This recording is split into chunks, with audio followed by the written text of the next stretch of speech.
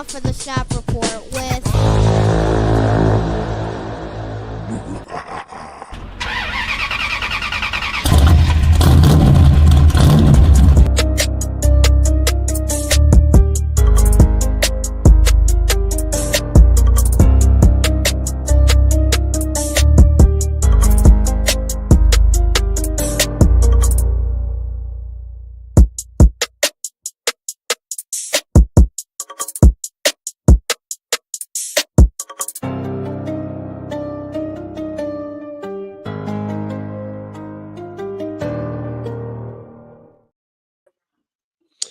What up, sports fans? What up, though? It is the Shop Report, and I am Double J. And of course, none other than my co-host to my right, your left, none other than D Gully from the CO Alum Bus. What's happening? Everything's happening, man. I just want to say thanks.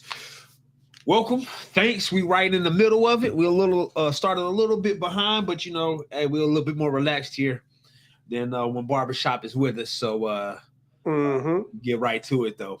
Yeah, so I see the ticket right now. If you don't know, I mean, if you're not a pro wrestling fan, that's fine. It's okay. But right now, John Cena's last match is going on. So what we're doing is we're taking a look and we're going to let you know what we see as we see it in our opinions live. You noticed it first before I did. Tell me about that pop that John Cena got. It didn't matter what volume you had it set on, you could feel it. Yeah. Oh, really? Yeah. And, truthfully, it's to see this level of appreciation, I think is obviously warranted first and foremost. But, sometimes, there's always some outlier, right? Right. There's always somebody, and we just got a 5-knuckle shuffle. But just that pop, to me, is one that will stand out for a while. Okay, yeah. And you know what what we didn't get?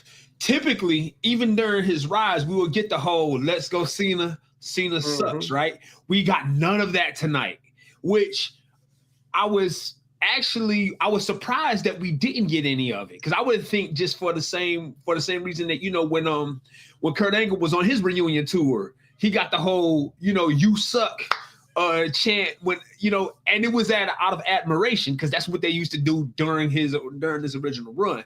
So the fact that we didn't get that tonight was equally as respectful as it would have been if we would have got it, just because people are because of the nostalgia, right? So let me take it that step further then. Yep. Gunther has I was just about to ask, but go ahead. Is that the right or wrong opponent tonight? It's the right opponent based on who's on the roster. It's the wrong opponent if there was a realistic means to bring Adam Copeland. If it was realistic, if it realistically could have been done, if it could have been like hey, look, Paul and Tony, they had this handshake agreement, just like I've been watching the Godfather trilogy over the last week. If you bring the families together and they don't have to like each other, but like, listen, this moment is as big as it is. This is what it is. It means no less. It means no more than tonight. But for this night, go ahead. Let's have them. Then I would have appreciated that. Or if you could have had Brock one last time and him actually get the job over Brock, because Brock smashed him and it went for nothing, because that Brock doing a squash match with Cena in his reunion tour and then it not being revisited, I think is a little bit disappointing. But if you're gonna have anybody as your last opponent, it would be the guy who I think he seems to be like the Undertaker of this locker room. If based off of presentation, based off of what I see, he seems like to be the leader. He seems to be the guy that the roster ultimately has an ultimate respect for. I know the climate is different. I trust the climate to be different than it was in the Attitude Era and beyond. But he's He's literally and figuratively of large enough stature to command a type of respect. And I think they want to do things with Gunther that Gunther will end up having a retirement match sometime in the next 10 years or 15 years because he's going to be that significant of a presence for the company. So that's why I think Gunther is the last guy tonight. So is it fair to say that you think the company is positioning Gunther in this particular match as a passing of the torch moment? Yeah. I mean, look, it took a long time for me to get here. And I said that, right? Even I think we were talking about like a year and a half ago now. I didn't see it at first. I didn't see it. But there's been a consistency to Gunther. And you know what? He seemed like he's capable of holding. Oh man, watch this. Are we getting a Cena Slam on the Spanish? Yes, we are. Whoa. Cena Slam on the Spanish announce table. I mean, clean too. Clean. Oof, he didn't have much margin for error right No, he didn't. He did, but you almost again, it's a live react, right? So yeah. He almost kind of went in damage control a little bit there, I think. Yeah. Yeah. Because man, it looked like Gunther's head was gonna right close to that outer edge there, that thing. Right. Holy smokes, man. Is this it? No, this is not it. Absolutely. So the rumor was that John was going to have as much time as he wanted, right? We're approaching 9:56 Eastern time. So again, it should be a hard stop at 11. Right. Or, I'm sorry, 10, not 11. Now, are we on ESPN for this? Or is this on Peacock? Peacock. Gotcha. Okay. Mm-hmm. So I would imagine he has as much time as he wants. He's not on network TV. Yeah, but we've seen other hard stops.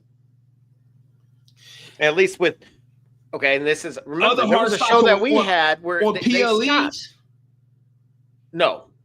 This is not a PLE. Bro, it's on Peacock. It ain't on NBC. Yeah, but by definition, like by standard criteria, I mean, I get how the match itself could be defined, fits that criteria, but okay. Generally speaking, Saturday night's main event is not a PLE. All right. Fair. So they got 3 minutes for this to end. This is what you're saying. That's right. All right. Now, I agree with you. I've seen them run long, but I've also seen the hard stops. Yeah. And what are we getting here? Do we have one more? At least. You got one more? One more 5-knuckle shuffle or one more Cena Slam? And where's the STFU at, though? Uh-oh, he's caught panning to the crowd. Does he got one more?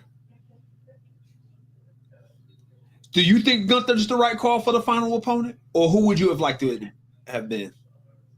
So, what I wanted to see, to your point with, the... Okay. Oh, wow. So he ran for it? Thought. Whoa. Wait a minute. Wow. That feels like true heel. Like, this feels... Okay, do you remember how you could steal someone's... in one of the early WWE games or WCW games, you could essentially steal a finisher? Yeah. That felt like that. Yes, it did. He went for it, and Gunther sprang right up with a boot to the face, German suplex, following into a power bomb. And you know what? The sequence of those moves, they all made sense, even for a big guy. Oh, Cena Slam off the second rope. Yes, he got it. Here we go. 1, 2. Oh, and he kicks out. We're gonna go into OT here. There's no way this is done in 2 minutes. No, ain't no way possible.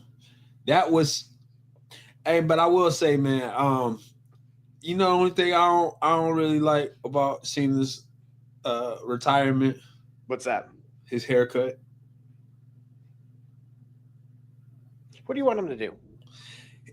Man, it looked Fred Flintstone-ish, man. It does, bro. He's in one of those weird spots, right? You can tell.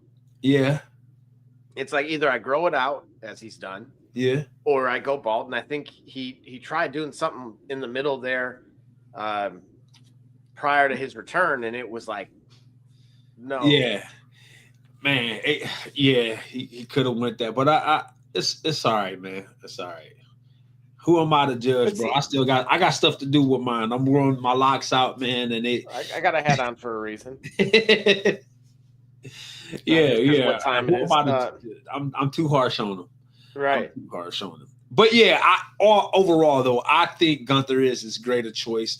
This, as you stated, this probably was a signal that Gunther is the next guy, because for what it's worth, reverses the dude again. Whoa! If he loses, can he lose this match? Should he lose this match? Yes, Cena can absolutely lose this match. My. 1, 2, kicks out. He won't lose it, but Cena certainly can lose this match. And what it should show is that Gunther is, in fact, from everybody there, Gunther is, in fact, the next guy. Well, that's what I was going to ask, right? To me, in ring, the psychology of this, right? Because there's Matt Miner sticking out again. How does Gunther's physical and method here challenge Cena in particular differently than, say, some of the folks he's gone against in the past? Restate, please. Man. Basically, how's Gunther's style suit this match differently than people that Cena's gone against in the past? Or is it because he's so similar to a combination of others? Yeah, Gunther has, all right, so what I didn't understand about Gunther, what I didn't like about Gunther is that Gunther's a simple wrestler. And for me, I should have appreciated that more, because I have to recognize some things, and I'm gonna talk about it in the reels sometime pretty soon. The fact that there was some reason why I always watched the match when I was a kid where Greg the Hammer Valentine was wrestling. As a kid, I watched early Dustin Rhodes matches. As a kid, I watched Dino Bravo. Understand, wow. I thought they were boring. Even it was weird, like as a 6-year-old, I thought they were boring, but I watched every one of their matches because there was an appeal to actual wrestling that I liked, even though I was drawn more into the characters, right? What's going on, Screen? Thanks for joining us out here. Yeah, absolutely. So Gunther is that. He's a simple wrestler, but his psychology, to your point, his psychology, what he does makes a lot of sense. He can be vulnerable, but he's resilient, right? And now his resilience isn't theatrical like the Undertaker's is, or like Kane's is, but his resilience is, to me, he reminds me of, and this is why I hate things the way they went, but like Alberto Del Rio was resilient like that, man. Right? He always had one in the chamber. No matter what happened to him, no matter how beat up he was, he had one in the chamber, and that one in the chamber could reset the table for him. Gunther is that. How big of a guy is Gunther that he's doing a piggyback sleeper hold, right? Tell you how agile Gunther is, but he's a simple wrestler though. You know what I mean? Simple. He doesn't have to, he's not doing a whole lot. Like, now as I answer your question, I understand, like, this is a much different match than the one that Cena had with AJ Styles. Equally as compelling back and forth. You know what I'm saying? A big boot to the face, German suplex, power bomb, that should be enough to do it, right? But it's not. Now, that would have been a Styles clash, a second rope springboard, knee, you know what I'm saying? Some type of, you look at AJ Styles' moveset, look at his playbook, right?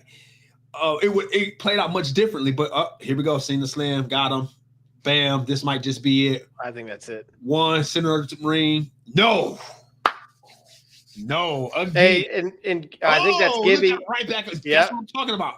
That's what I'm talking about right there. That these things that Holy I appreciate. smokes. Gunther, go ahead. Yeah, real quick, Gibby, I believe, definitely shoot the question if you got it. So it gives me a little bit of time too. But as soon as we're done with John Cena, we're transitioning over to definitely the fantasy stuff as well before the night's done. Gully, with that being said, is this more about Cena the wrestler or Cena the icon? Cena the icon. Cena the icon. I love it. Yeah. Cena the icon. Cena the icon. Because no matter what happens here, his legacy is complete. So as an icon, I want to give you one last glimpse at what it is watched for 23 years and what you loved or what you hated. He's not bringing anything new. You know, we're not seeing something new for the first time. If anything, we're seeing something new from Gunther. To do a piggyback on a sleeper hold. That tell you something. So, oh man, got him back down again. Okay. In the center of the ring. All right, ready for this? Yeah.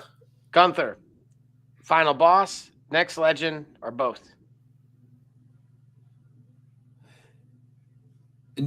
He should be both. He should be both. Did he just tap? No. Oh my God. Yes, he did. This feels like the streak. Yes, he Tyrese did. Halliburton. Yes, he did. Oh my God. No. Boy, somebody needs to take my blood pressure. No. He tapped. Gunther is that guy. He tapped. Listen, how silent is the crowd? I don't even know if I have the audio on. I can't tell. Cena tapped? Oh no. Did he fall asleep? There's a difference. He tapped. No, he didn't. He tapped? I swear. Now I'm questioning my own eyes. Yo. He did listen. Okay, so listen. All right, bam. He was out. Cena Slam. Okay, got him. Pop. Now I said that I just got through saying the Undertaker stuff, and he sprung right up. So made a fool out of me in real time. Put him right back in that sleeper. No, he didn't tap. It was. He dropped it. He dropped it. He's fighting out of the sleeper. Boom. Several bevy of elbows. Got him back down. Sleeper. He tapped. Mike Tyson versus Mike Tyson's last professional fight. He tapped.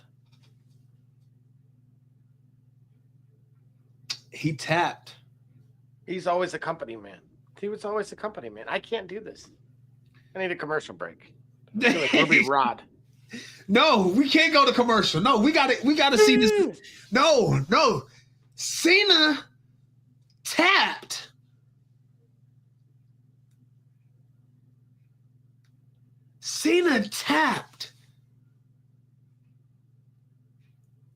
He tapped.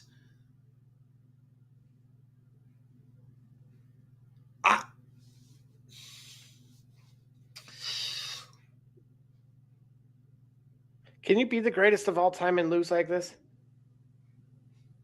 He can't undo 17 world title runs. He can't undo the greatness. This just made Gunther a Hall of Famer. Yes, it did. Yeah, it made Gunther a Hall of Famer. Yes. Now, here's how you listen. The only way to bring this home, the only way to make this make sense is not to bury Gunther in corporate. Meaning, for me, what I mean by that is you've made the same statement to Gunther that you made for Roman when he beat Undertaker. When he basically erased breaking the streak. Remember, when Roman beat Undertaker at WrestleMania, at that point, how effective was it that Brock Lesnar beat the streak?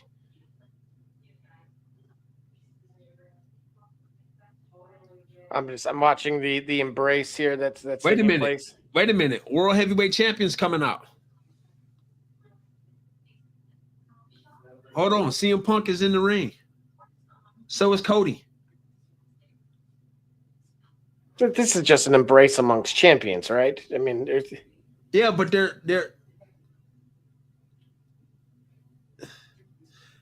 have their belts at their wayside. And Cody, what is this? I know I need audio. What is this? Oh, they're placing the belts on them.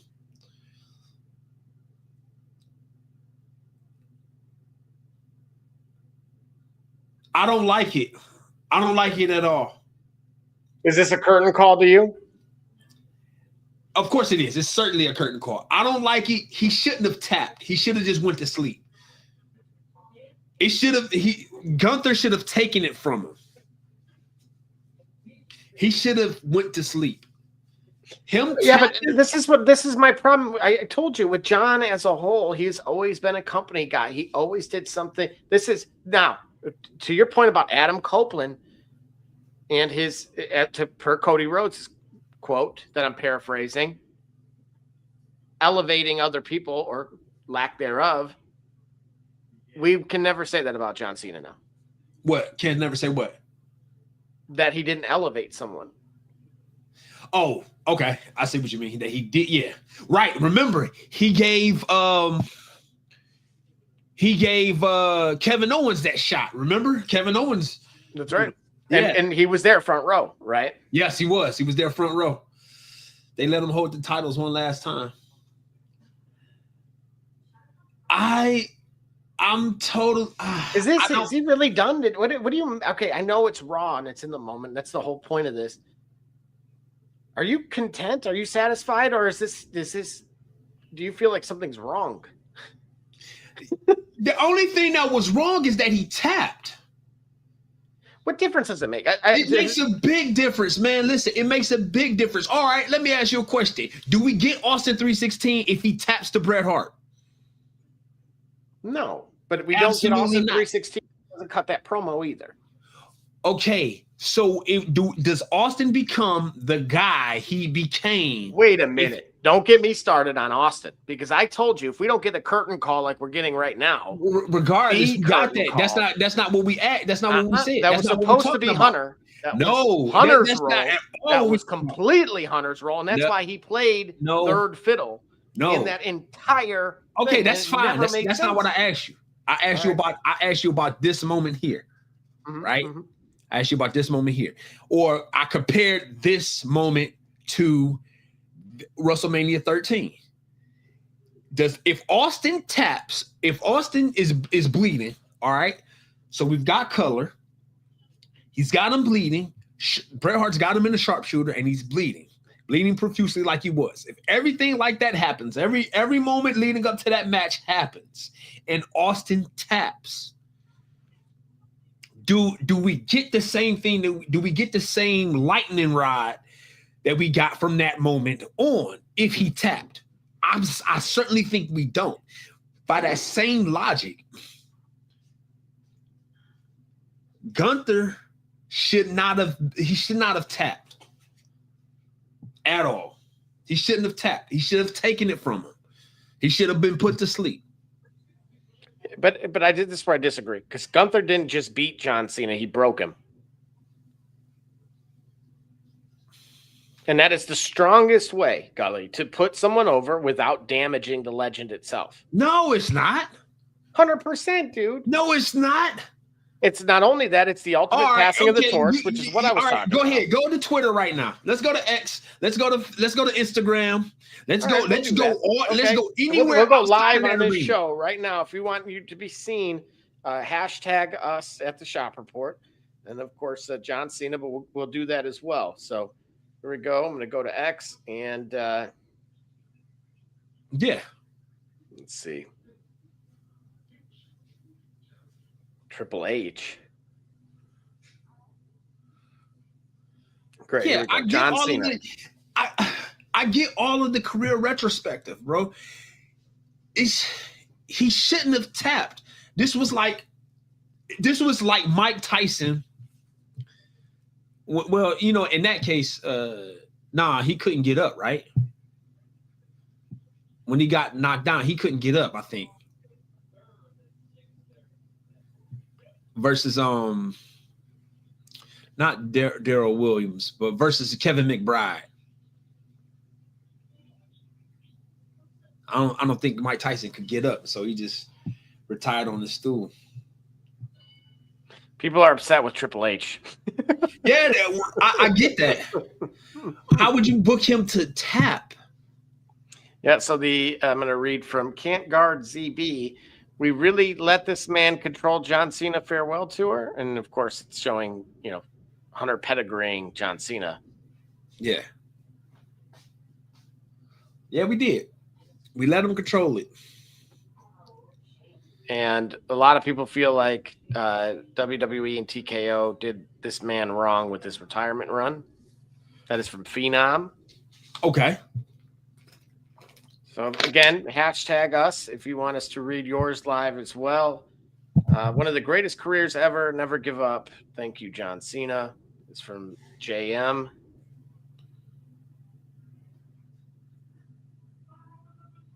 Trying to refresh here and get you guys in. Ooh, this one is from Iron. Where we at? We're on Twitter with it right now. Yeah, this is gonna blow my brains out in front of Triple H with a John Cena shirt on, so he never forgets this BS. Holy smokes, what a take! Yeah, that is for a guy I'm gonna abbreviate as IC, otherwise known as the different color Chipper Jones. He calls himself. Okay, and. I get it.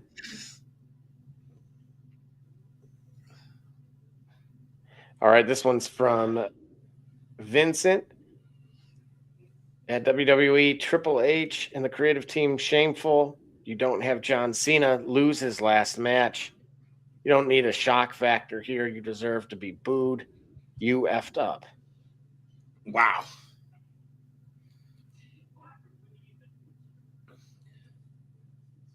And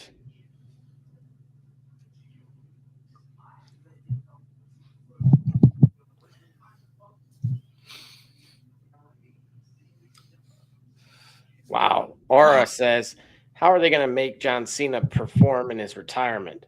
Thanks, Triple H, for killing wrestling. Boy, well, tell me how you really feel on a Saturday night, huh? Him losing is not the problem at all. Him losing to Gunther is not the problem at all. Him tapping the Gunther is everything the problem with it. It shows he's the company man or whatever you want to feel like. He shouldn't have tapped. Gunther should have taken it from him. And if Gunther no, I'm going to stop you there. I'm going to stop you right there because this protects the legacy better. How? Remember, he tapped? It reinforces Cena's character. How? When did Cena ever gave up? He fought until there was no other option. Right? He quit that's not unavoidable. What give up mean. No, and man, that's not. Most importantly, submission losses except for Gunther. Better. I guarantee you, never give up except for Gunther. Shirts sell. No, submission losses age better than knockouts for legends. True or false? You still have not even bothered to entertain what Stone Cold Steve Austin's legacy would have been if he tapped at WrestleMania 13. You ain't even answered it. You wanted to talk about it should have never been because Triple H should have never been in the curtain call. Fine and well, what we have is a moment where you're talking about breaking a guy. You make or break a guy. When have you ever made a guy by tapping? It would be slightly less mythic if I'm going to answer your actual question. All right. Right. And in the same moment. Because he went out to your point, right? You're suggesting that by that not occurring, okay? Right. It cements Austin as unbreakable. Right. But when was John Cena supposed to be unbreakable? All right, tell me this. So is this the case that this is his first submission loss? No, it can't be. Well, you tell me. Is this Cena's first submission loss?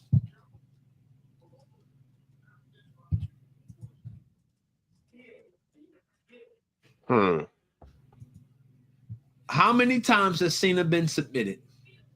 Kurt Angle. Kurt Angle submitted him? He was there. He was there today. What match did Kurt Angle submit John Cena? Wait a minute. Yeah.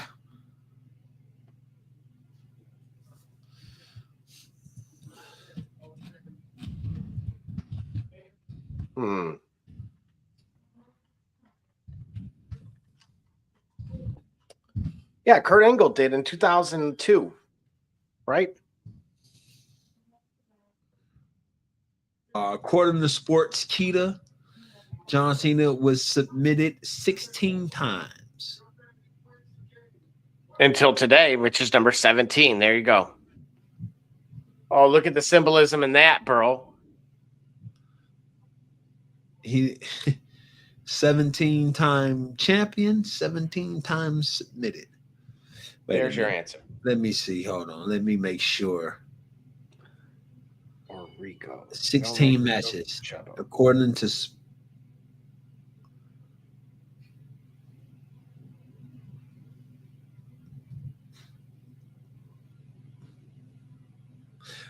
see, the question that was terrible.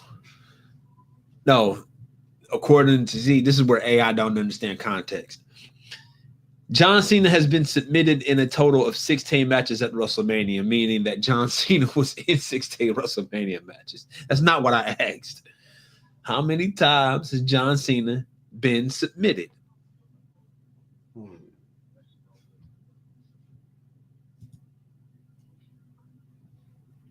I'm looking for your answer right here as well. Double checking some info. I got to see who is Carolina playing. Oh, the Saints.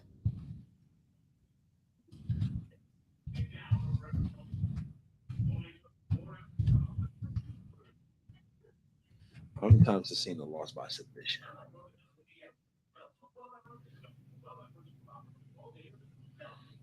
All right. You're right. I guess Chris Jericho. You hear that, folks? And Kurt Angle twice.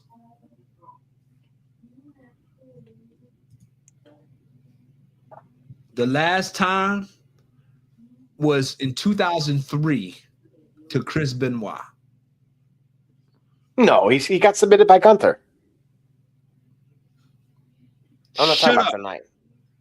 Shut up. Okay, we're not talking about that one. We're not. Wow. Well, it got the pop. All right. That's for sure. Givey, quickly here, the Green Bay Packers are 21st in the league against the running back position, 89.1 rush yards per game, so about 3.9 yards per carry. Only have given up 7 7 touchdowns to the position. So that's Givy who screened 3D 1 TS? I think so. You keep calling him Givy. I don't know. It's been a minute. It could be. All right. All right. So I'll go scream edits because that's what the 3 is meant to be. You see, I spelled it out. Yeah, I'm old. Yeah. Man. Oh, that is Givy. Right. Yeah, I'm old. Okay, see, thank you. 3D 1 TS. How did you know it was him? I just assumed.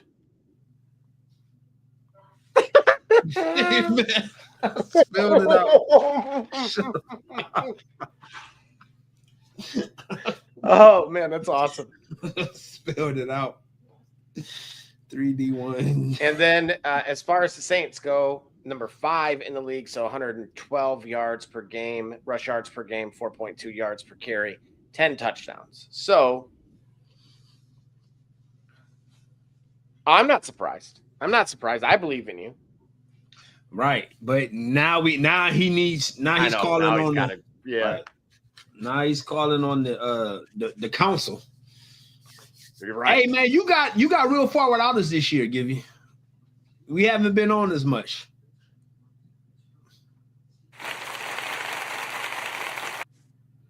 So maybe our wisdom helped you going into this year, where we had to leave our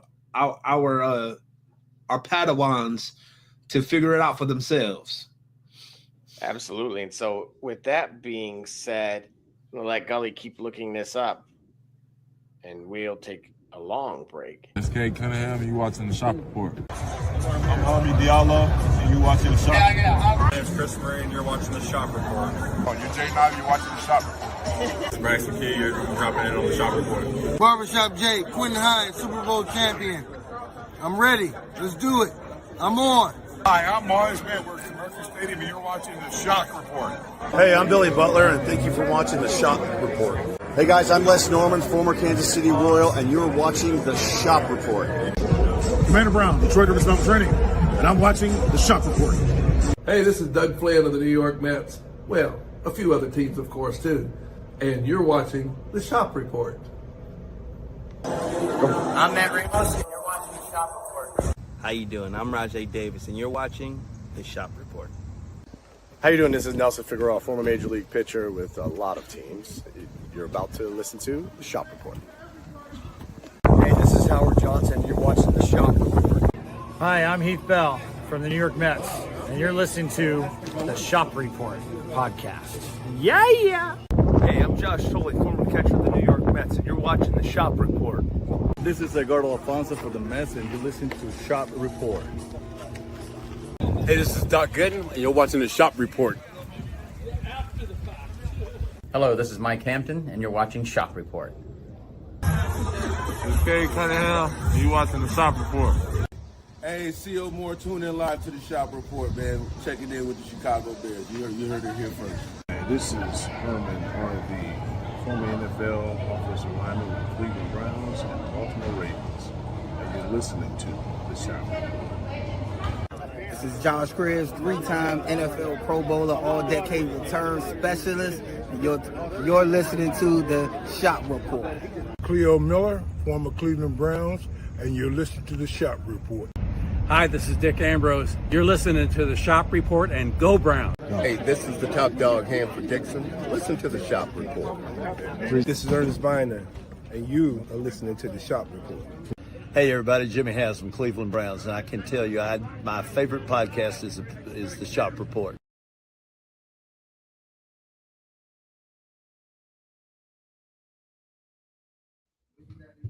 That's right. That's right. We are back. That's right.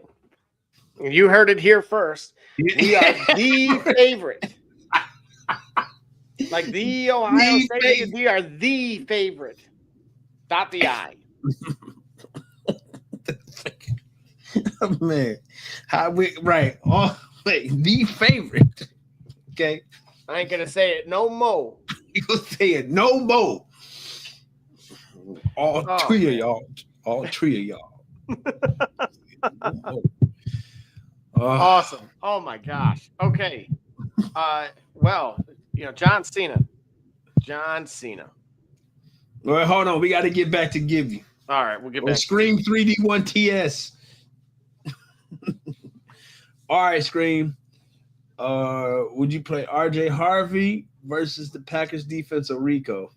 I don't like Rico because Chuba is coming back into play. I have them both. I mean, if you know.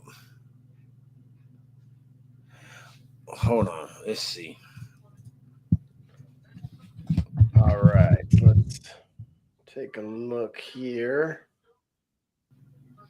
Perfect. Okay, so here's what I have on that specific game. Oh my gosh! So not only is Josh Jacobs is a legit game time decision, but Emmanuel Wilson, his backup, is sick.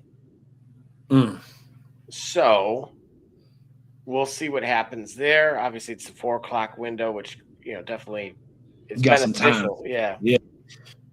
Yeah. Well, he's asking specifically more so about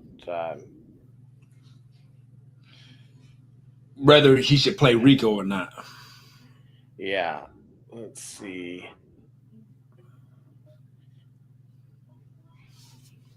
Green Bay ranks top 5 in pressure rate, and that's more of a Bo Nix thing. Right. Zone heavy. RJ Harvey over the last 2 weeks, RB2 and RB4 in PPR formats. He's gotten there thanks to touchdowns, but this is a tough matchup to hope for multiple scores. So the positive is that he's seeing great workload in terms of touches, targets, and work inside the red zone, which is kind of what I was leaning on a little bit. Green Bay ranks 15th, as I discussed a little earlier, in run defense grade, and 16th in rush.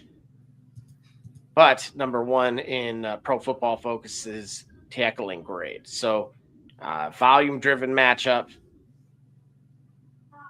but maybe kind of tempered the expectations. It depends kind of really what you need from him. And then I'll kind of move quickly to. Hey, so if Harvey gets a kickoff return touchdown, yeah, are them points going to would Give You get those? Yeah. Both so for those that have defense special teams, they would get it, but then also the player specific that scored.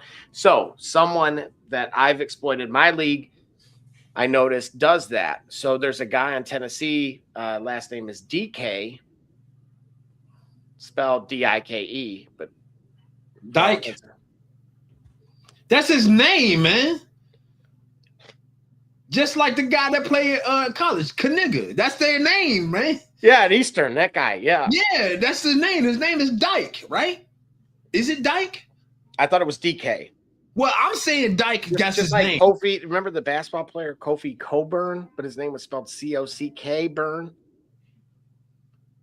Okay, if I'm saying it, I'm firmly on the side of pronouncing the man's name as Dyke. If that's his name. If it's DK, then you can edit this, but I'm not trying to drive at that angle. I ain't even trying to get nothing over. I think his name is pronounced. Oh, man, come on, Givey. I'm trying to help you out.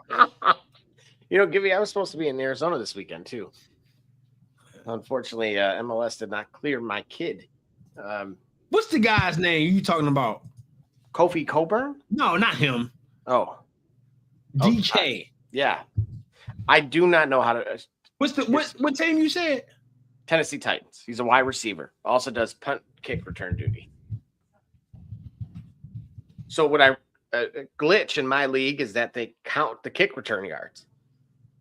So this dude's projected like 4 every game. He's starting to get more receiving attempts because everybody's hurt. And then he's getting all the punt yards too. Cheat code. Yeah, hold on. We're going to find out what's this man's name. All right. How you pronounce his name? Are you struggling with this still? No, I'm going to find out because I'm going to go and find out where you pronounce his name.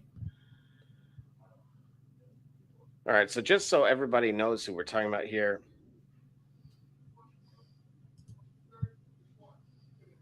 Oh, yeah. I'm sorry. DK. Yeah, it is DK. My bad, bro. I really didn't mean nothing by it. I didn't know. I'm just looking at the phonetic, the English pronunciation respelling. Brutal. Chimere DK. Sorry, bro. And his birthday's tomorrow. How about that? Happy birthday. You know what? There's your prop for the day. He scores tomorrow. Yep. There you go. His birthday's tomorrow. Mr. DK. Go with the birthday boy. All right, so he's got Ted McMillan. I don't know how I'm 13-1. Now my tight end.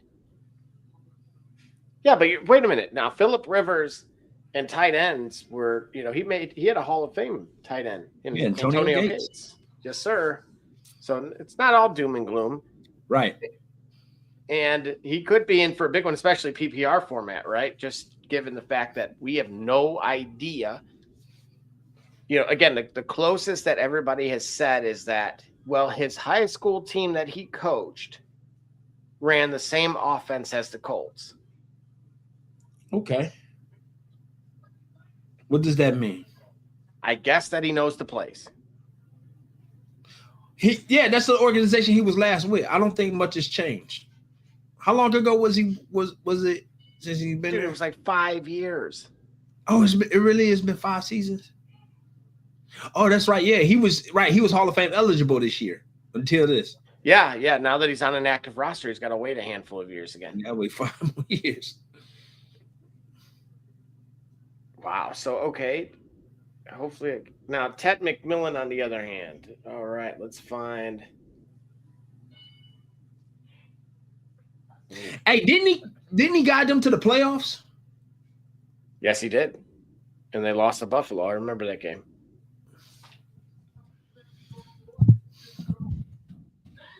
Where is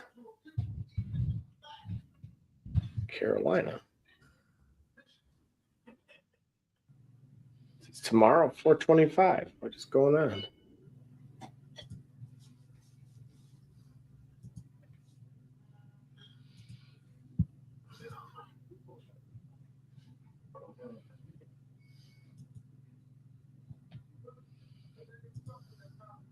That is wild.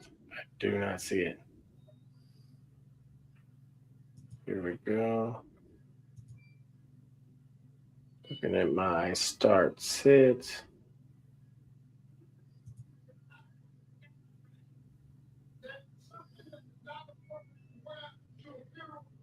Ted McMillan, I would put in group 2 with Stephon Diggs and Jalen Waddle, A.J. Brown, Justin Jefferson, Pickens, Devontae Adams, Olave, and Rashee Rice. Who's the alternative? I'm not sure if you really wanted to evaluate going a different direction there. Here we go.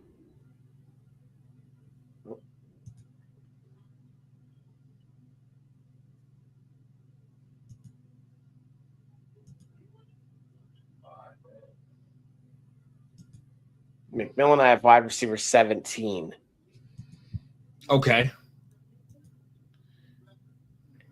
Let's just see. Against the Saints, right? And then I got defense versus wide receivers.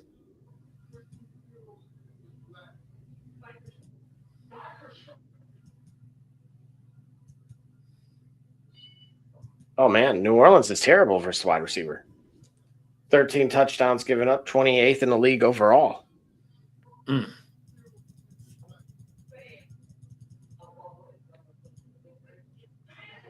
Yeah, dude, Shakir and me are done.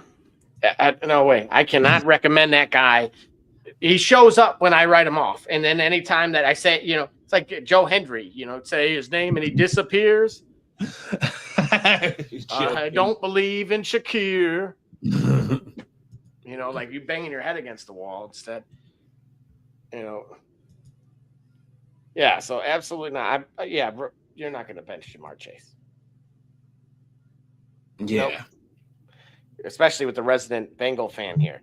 Now that we know. now that is formally out and about. in the universe here. What? That I'm a Bengals fan? Oh yeah. Oh gosh, man! You know, you and Barbershop get to like a team each week, but if I co-sign, now I'm circle the wagons. Now I'm a Bengals fan. Listen. Oh man, yes, please do, please. I know you stayed at that, that place across the river. You didn't go all the way to Florence. You just, what is that? An Embassy Seat? No, it's a Radisson. It's a Radisson on the river. It's a Radisson on the river. Yeah. Yeah. Right there, Covington, Kentucky, folks. There you go. Additionally, so when did the fandom begin? I told you I hung out with Ocho Cinco. I have a signed jersey down there framed. What did I say? What did I say that now I'm a bandwagon guy? What did I give you? Hold on, let's see. What give when you Joe Flacco was traded, you made it very clear. Oh, I said they were gonna go to the playoffs. Yep. Yes. I did. I did say that. I did say that. That is not something that any just casual fan says. I did say that. I did say that. Yeah, I did. Yeah, I did say that. Yeah. I did say that. Okay.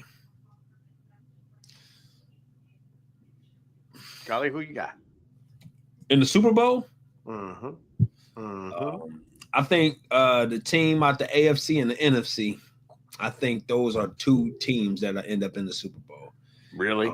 Yeah. I think, my track record is saying if I pick a team, I pick a team out of the AFC and pick a team out of the NFC, I think you can bet on that going to the Super Bowl.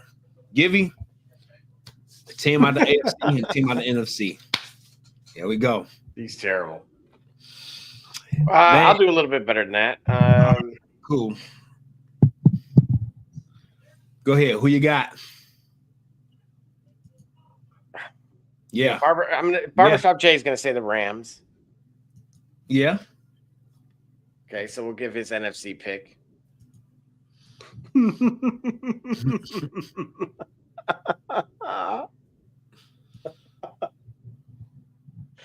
And oof. I don't believe in the Patriots this year. I don't. I think comes out somebody that's out of the. We're going to stay with the West here. Why couldn't this be Buffalo's year? It really could be. I just don't think their run defense is good enough, man. Okay. That's the honest answer. That's why. I think Josh Allen would be the league MVP, in my opinion, if he were to pull that off. Because unlike the other years, right, I feel like they've regressed, right? You've had issues with the receiving core. Givey just talked about it. Okay. Well, hold on. All right. So looking at right now, the current playoff picture right now. The Steelers are leading the AFC North. Yeah. The Chargers are a wild card out west.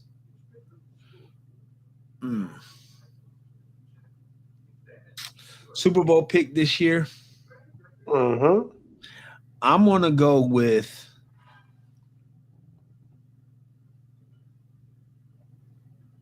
completely agree. Sam Darnold, on the other hand, has just been really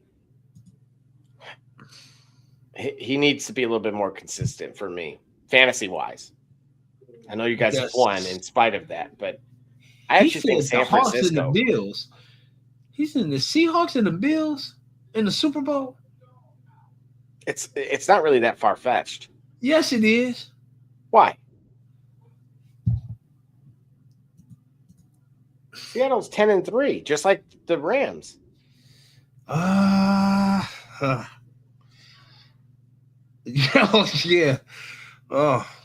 Uh-oh. You don't like the Eagles. You don't think the Eagles gonna figure it out? You making a lot of noise about the whole AJ Brown and you don't think it's legit for the Eagles to go back to their third Super Bowl in 4 years? No, I think it's absolutely possible. It's just, look, they're winning games, right? That's the challenge. But now they've started to lose. And this is where equally it's contagious a little bit. Seahawks defense or Texans? Well, who does Texas have this week? Let's take a look here.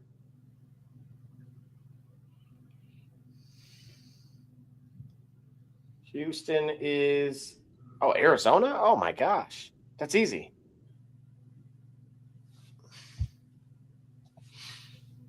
Yeah.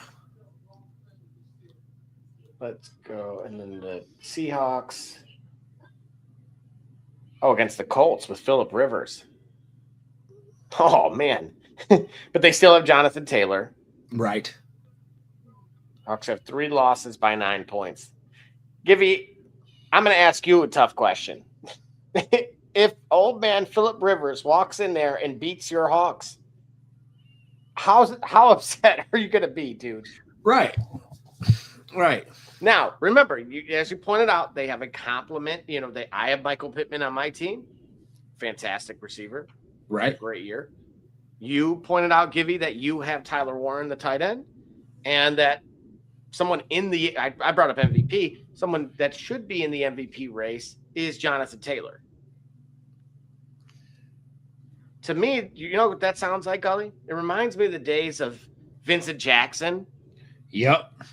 Antonio Gates, and LaDainian Tomlinson.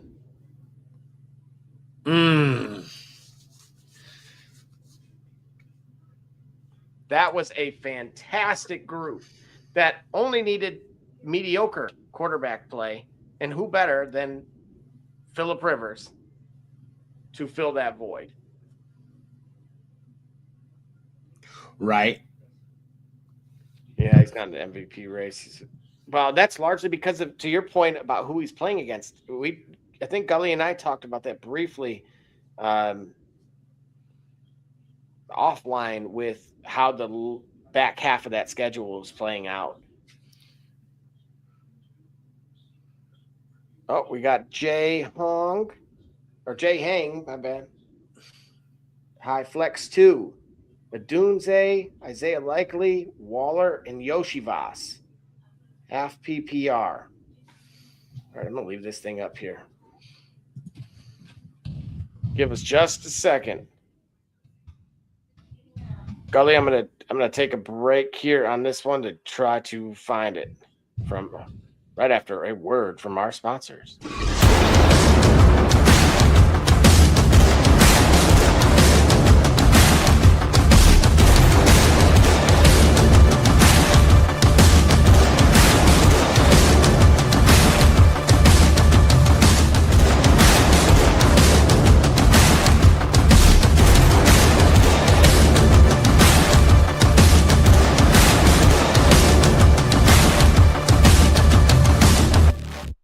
SK Cunningham, and you watching the Shop Report. I'm Harvey Diallo, and you watching the Shop Report. My name's Chris Murray, and you're watching the Shop Report. You're Jay Knight, you're watching the Shop Report. It's Max McKee, you're dropping in on the Shop Report. Barbershop Jay, Quentin Hines, Super Bowl champion. I'm ready. Let's do it. I'm on. Hi, I'm Mars Edwards from Murphy Stadium, and you're watching the Shop Report. Hey, I'm Billy Butler, and thank you for watching the Shop Report. Hey guys, I'm Les Norman, former Kansas City Royal, and you're watching the Shop Report. Commander Brown, Detroit Rivers Mountain Training, and I'm watching the Shop Report. Hey, this is Doug Flynn of the New York Mets. Well, a few other teams, of course, too. And you're watching the Shop Report. I'm Matt Ramos, and you're watching the Shop Report. How you doing? I'm Rajay Davis, and you're watching the Shop Report. How you doing? This is Nelson Figueroa, former Major League pitcher with a lot of teams. You're about to listen to the Shop Report. Hey, this is Howard Johnson. You're watching the Shop Report. Hi, I'm Heath Bell from the New York Mets, and you're listening to the Shop Report podcast. Yeah! Hey, I'm Josh Tolley, former catcher of the New York Mets, and you're watching the Shop Report. This is Edgardo Alfonso for the Mets, and you're listening to Shop Report. Hey, this is Doc Gooden, and you're watching the Shop Report. Hello, this is Mike Hampton, and you're watching Shop Report. This is Kerry Cunningham, and you're watching the Shop Report. Hey, CO Moore, tune in live to the Shop Report, man. Checking in with the Chicago Bears. You heard it here first. Hey, this is Herman R.V., former NFL offensive lineman with the Cleveland Browns and Baltimore Ravens, and you're listening to the Shop Report. This is Josh Cribbs, three-time NFL Pro Bowler, all-decade return specialist. And you're listening to the Shop Report. Cleo Miller, former Cleveland Browns, and you're listening to the Shop Report. Hi, this is Dick Ambrose. You're listening to the Shop Report, and go Brown. Hey, this is the top dog, Hanford Dixon. Listen to the Shop Report. This is Ernest Biner, and you are listening to the Shop Report. Hey, everybody, Jimmy Has from Cleveland Browns, and I can tell you my favorite podcast is the Shop Report.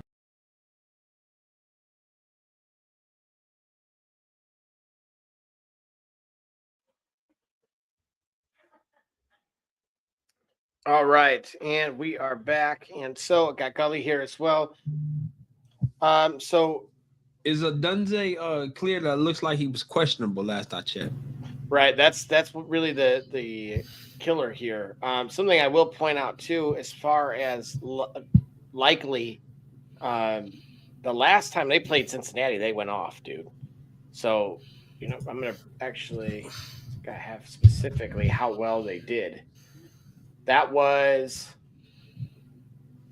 9 catches, 142 yards on 12 targets. Do you think they wouldn't be game planning for that this time? At Cincinnati this time? Bro, hang on a second. How good is Cincinnati's defense? They're 29 against the wide receiver. Mm-hmm. Cincinnati, where are they against the tight end? Oh, and they're number 3. They give up 96 yards per game to the tight end position, 13 yards per reception. All right, so and 15 touchdowns. So the listen, closest team is at 9 touchdowns on the season, which is Washington. So here's what we need to. So your question is down to who else besides likely? That's really how do we answer this, right? So Yoshi Voss, the problem with him is because is T. Higgins or anybody missing? Because with Givey, we know Chase is there, right? So we're going to see a discrepancy in terms of overall targets unless T. Higgins is out of the picture, right? So I'm Googling that as we speak. T's gone. Okay. So no T. Higgins. All right. Now we have my attention a little bit instead of ruling him out. And we just talked about that Baltimore's defense. Baltimore's right in the middle of the pack, number 10 overall against the wide receivers. They're giving up about 157 yards per game and 13 touchdowns. So in contrast, the Cowboys, who are the worst, 171 yards per game, 22 touchdowns. So the catch rate is at 59%, so not quite in the green. Basically everything else above 60 would be there. 12, almost 13 yards per catch.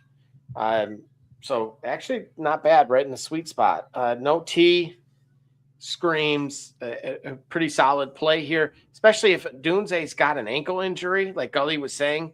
That's my concern. Plus, Cleveland defensively against is actually one of the worst in the league, or like by worst, I mean best in terms of against the wide receivers.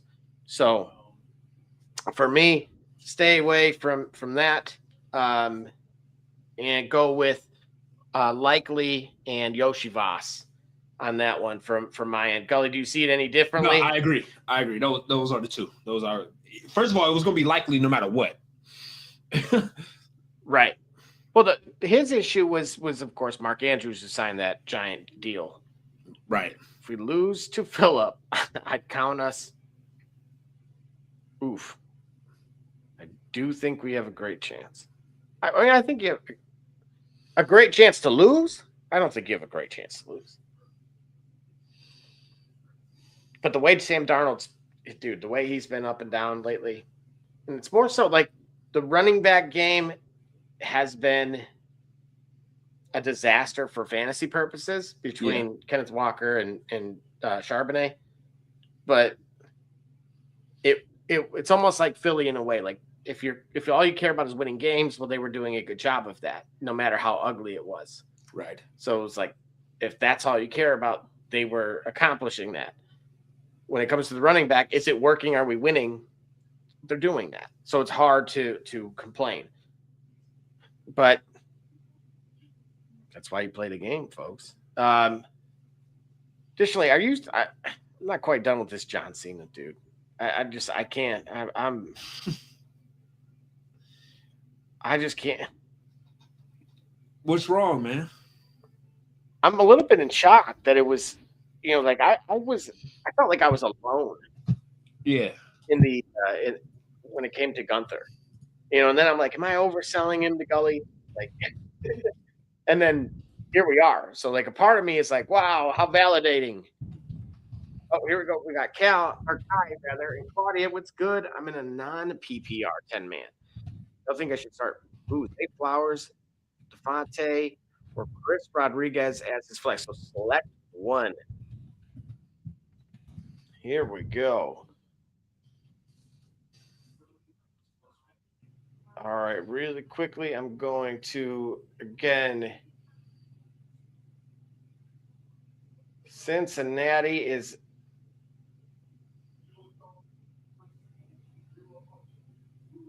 awful against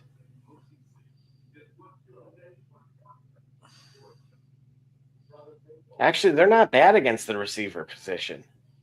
No. Which is a little bit of a surprise to me. Why not? So check this out. So because I think their defense is historically bad when it cost me money that game. Yeah. Okay. That's fine. But no, right away, DJ Turner, I forgot, has returned. He's Pro Football Focus's number 12 corner, and I expect him to shadow Zay Flowers, which is, of course, who was asked in particular. And then, of course, to Flowers' credit, last week he had 11 targets and turned it into 8 catches for 120 yards. Mm-hmm. And the 2 weeks ago, however, I'm going to remind everybody, he had 2 catches for 6 yards.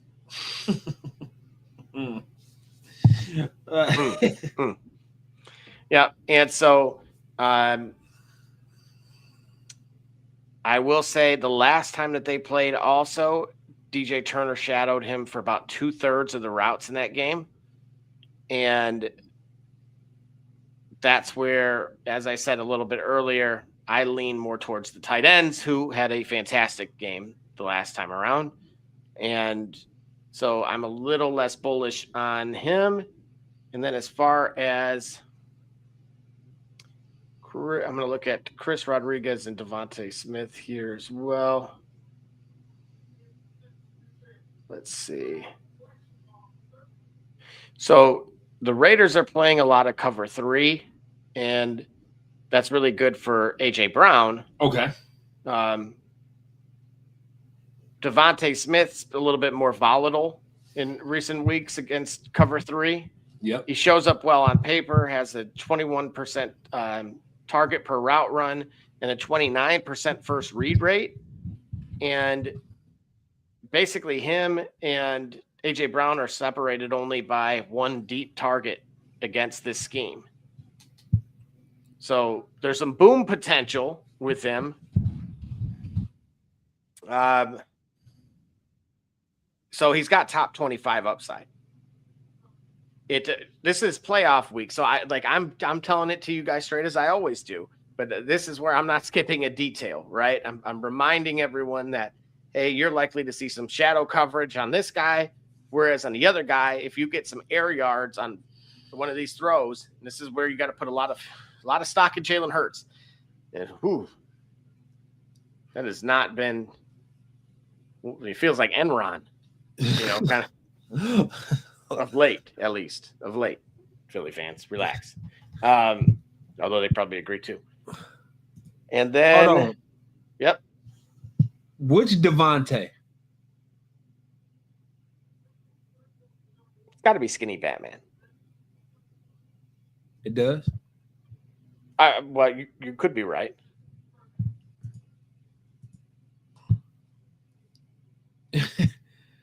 He's got a point. If you want to confirm. Oh yeah, it ain't. It's only one Devontae. All the others is free agents. Oh man! So check this out. Despite all the struggles against the pass, the Giants are actually worse against the run. They're actually 32nd. So that, just for context, everybody, there are only 32 teams in the league. So they're last in both just defensive rush success rate, explosive run rate, and I know Justin Tuck and OCU Manura. They need them. Be upset. They need them today. They gotta be upset. You understand me? So again, they're giving up 125 yards per game, which is fantastic if you're for Chris Rodriguez, and 28 fantasy points per game to the running back position. So hello, it's playoffs. That's stud alert. Yeah. Beep beep. Go ahead and hit the nail. You get it? No. You never had to hang something, bro? Where you got to find a stud in the wall? Beep. Anyway. All right. Sorry, I just had to leave you on that island. Yeah, bro. yeah. A little cold out there, ain't it? Right. Oh, yeah. A little cold. Right. Especially here up north. Just left you out there. Just left you out there. So unfortunately for Chris Rodriguez, groin, so soft tissue injury, fantastic. Did not participate in 2 limiteds. So he's up in the air. If he sits, of course, hopefully, the Ja'Cory JCM can do his Undertaker and rise, right? Yeah. Wait, you know what? I got a sound effect for that. What do we got here? Nope, wrong one. Leave it alone, bro. I know. Just leave it alone. I would say this: if Chris Rodriguez is active, he should be playable then, because it doesn't get worse than that. You should get some great goal line opportunities. Mariota was serviceable. Okay. And quite frankly, the Giants have been terrible. So if not now, then you might as well just let them go. Yeah. Because it ain't going to happen. These guys are literally almost dead last in everything. So he may only get 12, especially because he said, it's a non-PPR? Non-PPR. Playing for big money in the playoffs with Josh Allen, Bijan, Jacobs, Adams, J-Mo, Kittle, and either Devontae or C-Rod. Man, Well, again, the right play. Oh man, it's boom or bust with Skinny Batman. That being Devontae. Just for those that don't right. So I don't have any shares of Devontae this year on purpose because of the bust part of it. He let me down way too much, bro. He did, but really, him and AJ have had the same year. That's a problem. Yeah, that's what's hard. Because AJ would make you real jealous when you'd look at those stats side by side.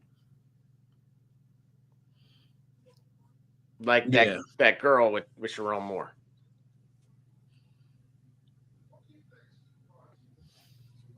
It's been fun, y'all, but we got to run. So make sure you check us out on stream. That, man. Oh, I'm talking about that. You know what it was? He fired her. You know, she had so Hold on, okay. hold So on, look, hold there's on, a restaurant no, here, wait, right? wait, wait, Aiden was Aiden's in Ann Arbor, right? Wait. We're gonna put a bow on this real quick because that deserves its own few moments. So let's get Kyle and Claudia together. And you saying C-Rod? I am if he plays. Yeah, the Giants are just too bad on the defensive side against the running back position. And again, and what? Yeah, so like a game time decision. Point is, I think you. I would hate to lead you astray. My first instinct says Devontae. I hate to be divided like that, Kai. Like for us to both come to a consensus, considering how much you got riding on this. So you came to us for advice for us to have consensus would be very helpful for you. I'm not a fan of soft tissue injuries, especially coming back from them. So, but remember, he said the key word of non-PPR. That's what scares me away from this a little bit. You said non-PPR. Yes, meaning it's specific, like limited to yards production. yards and touchdowns. Yep. So even though hold on, that's scared. So that would make you shy away from Devontae because of that? Yeah, because if I'm not getting the points per reception, I'm afraid he's not going to get me the yards because it's a very much boom or bust type of game. Right. So if he ends up with like 32 yards and a touchdown, Devontae, versus C-Rod could end up with 67 yards and 2 touchdowns. The Raiders are giving up 154 receiving yards per game, which is, again, it's pretty good, and 15 touchdowns. I will go and physically count now how many of those went to the number 2 receiver. All right. That's how I do things. Okay.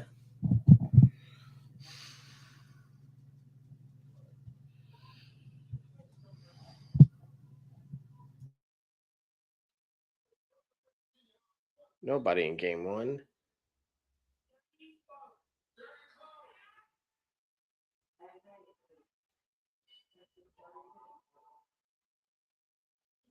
Quentin Johnson was the number 1 receiver at the time.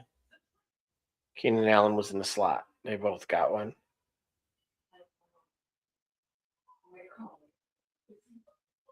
Commanders, Luke McCaffrey. See, my problem is this. I'm looking at the stats, right? Scary Terry gets 3 catches for 74 yards. Luke McCaffrey is the next leading receiver at 3 catches for 50 yards. So you're talking about 5 points. Oof. Okay, how about the Bears? Let's go. Roma Dunze, 4 catches, 69 yards, and a tutty.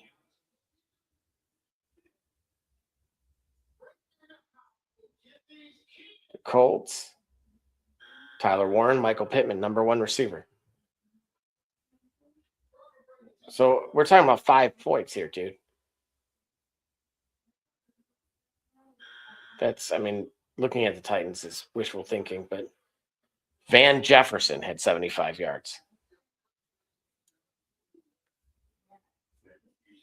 I'm going to be honest with you. My issue with Rodriguez is that Washington's rotated all 3 running backs. And if this dude is hurt and they really stick to that and kind of play to the hot hand, it, due to the injury, let alone any possibility of a tweak, you could say the safer play is Devontae, but it has the higher boom ceiling.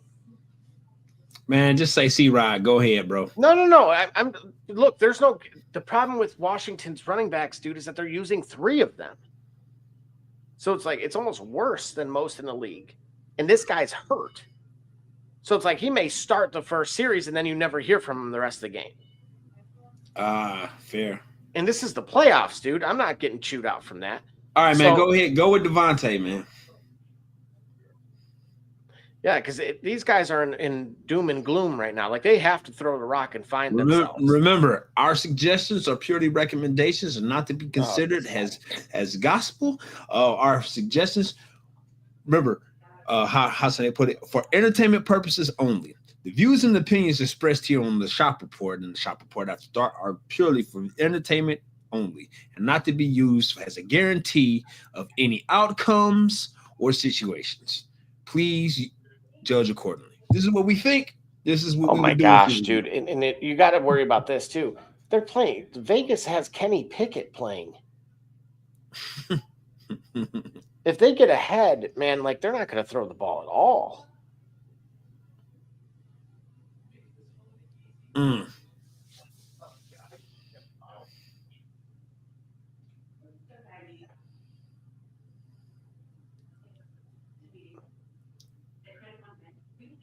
All right, here we go. Raiders are soft against the middle of the field. They're allowing the 6th highest completion rate and 7th highest passer rate. And I brought up that cover 3. Jalen Hurts is right in the middle. QB 17 and QB 20. He does attack down the field in this look. And if you remember, the key here we said was boom potential. Okay. That aggressive play style obviously opens up for A.J. Brown, where he's the cover 3. Of course, they're running at the league's highest rate as a whole, 47%. And that's basically creates one-on-one opportunities, which should apply to both. Yes. Devontae, man. Kai and Claudia. The Raiders are in the 16th in explosive pass play rate over the last month. Marginal. Right. So, again, the 2 corners that the Raiders have are Darian Porter and Eric Stokes. And Jeremy Chin is questionable. You may remember him, I think, from the Patriot days. Mm-hmm. And so AJ's getting 11.5 targets per game over the last month. Devontae Smith's seen more volatile usage in recent weeks. Against cover 3, shows up well on paper, 21% target per route run, 29% first read rate, which, again, is great if he can get the deep ball. No, right. You're saying non PPR. Yeah, absolutely. If you see a deep pass go, look, who's the better guy for that? To me, it's Devontae Smith. That's why I used to grab him instead of A.J. Brown. Like I'd wait a little bit type of thing. Yeah. Oof. You looking at this next one? Oh, my. All right. They're coming to us, man. Doctor Strange. Mark Andrews. Look, right away, Mark Andrews we talked about again. So you could pick two of the 3 of them, right? Yeah, one tight end / one flex. So yeah, 2. Okay, so one of the first 2. Wait a minute. I don't know if we would pick both of them over Chris Rodriguez though, because of. No. So that's what he's asking. Like, which 2 should I get? So you might go Strange and Andrews and leave Rodriguez out there because one's your tight end, one's your flex. That's a good point. Yeah, so just to kind of cover the Andrews part, the last time they played Cincinnati, 9 catches, 142 yards on 12 targets. So he's a home run. Now, if I remember correctly, though, like really diving into the Cincinnati defense. Yeah. This is where, dude, you want to know what I did wrong? Oh, well, maybe that was against Miami. I'm trying to remember. There was one where I picked a Baltimore tight end to score twice, and I picked the wrong one. The other one did. So I was a real sourpuss on that, dude. It was like a $1,500 loss just by picking the wrong position. Only thing that worries me is likely he's been getting more targets, right? And that's why I was specifically mentioning the defensive position, right? So no different than I brought up cover 3 before. So like we talked about, Zay Flowers is going to be covered, shadow covered by DJ Turner. And the interior matchup is much softer for Andrews and Likely. Likely should have had the touchdown, but he fumbled it while crossing the goal line. So I am right. This was the game. Cincinnati's been dreadful against the tight ends this year. They're giving up the most receptions, receiving yards, and receiving touchdowns and fantasy points to the tight end position. Right. So this is one of those times where you potentially could play. Hey, both. man, run both of these guys. No, seriously, because one of them has to be a tight end. So run Strange and Andrews, and I would leave Rodriguez. I'd sit Rodriguez. Strange, they playing the Jets at home. And the Jets are terrible. Yeah, it's So you say he Brady don't Cook is quarterback. Who? Brady Cook is the quarterback for the Jets. For the Jets. Oh dear God! Look at So this. we saying Jackson probably blow the Jets through, blow out the Jets though. So he don't see Strange. Look at him. Look at this success rate chart. Look at where Cook is. Okay. He's down. Way bottom.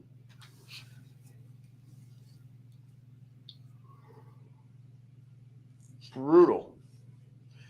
You Now, think remember, he'd get more work? You think that Rodriguez would get more work than Strange? Or Andrews? So remember, the Jags are a 13.5-point favorite here if we were having Barbershop J. Yeah, see, so one needs to be the tight end. Only thing, more targets in a blowout, right? And then Rodriguez would probably get a few goal line attempts. So give me just a second here because I have another chart, which is the So then in that case, he's talking like then it would be Andrews and Rodriguez. Right. That's what you think? So check this out. Oh, hang on. I'll pull it up for everybody here. Got a red zone target chart here. Chris Rodriguez, 37% of the time out in the 20, 42%. That's your goal. Yeah, he's absolutely right. So what you even ask us for, Razor? Said you just needed to hear you be right, man. You got it, bro. Good job. Like you got it, bro. No. That's reassurance is big, dude. In this game. You got it. You came to us for the questions. You had the answers, bro. I love it. Yeah, you got it. Nah, but wait, hold on. That goes back to it. So then, based off of what we saw with Jacksonville and they match up and their quarterback and their opposing quarterback, it looks like Andrews would be the guy and Rodriguez. Because if Likely ends up being a tight end of Baltimore is productive with, where he might lose out on that by and at least he would counter that, let's say, by having Rodriguez, who's going to be in a goal line situations. All right, yeah, man, run it. All right, I'm on the panel now. All right, for sure. I love it. Yeah, right, man. no, well, again, listen. Strange has been great since he came back, right? Tight end 4, tight end 7, fantasy finishes. He almost was top 10 last week. He had the offensive pass interference call. Right. And that was literally an explosive play for a touchdown. But I agree that the Jets, let's see here, the Jets versus the tight end.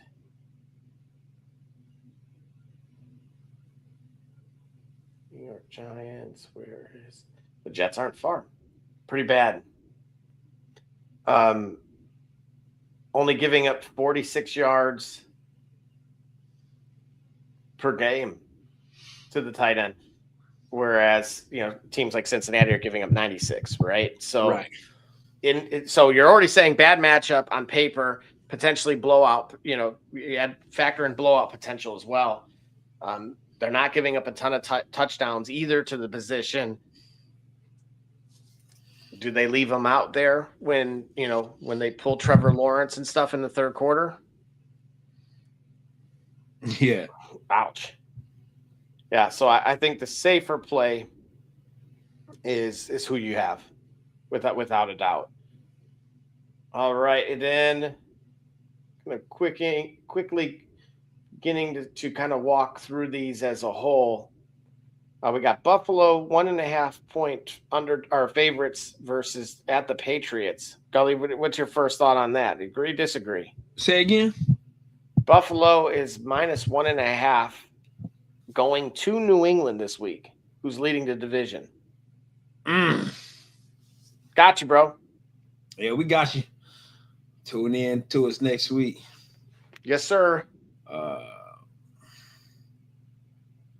So if you remember, New England won the first matchup 23-20. And that was weeks ago, right? Oh, yeah, that was week 5. Yeah. And New England is sporting a 48% rush rate in neutral game scripts. Buffalo's kind of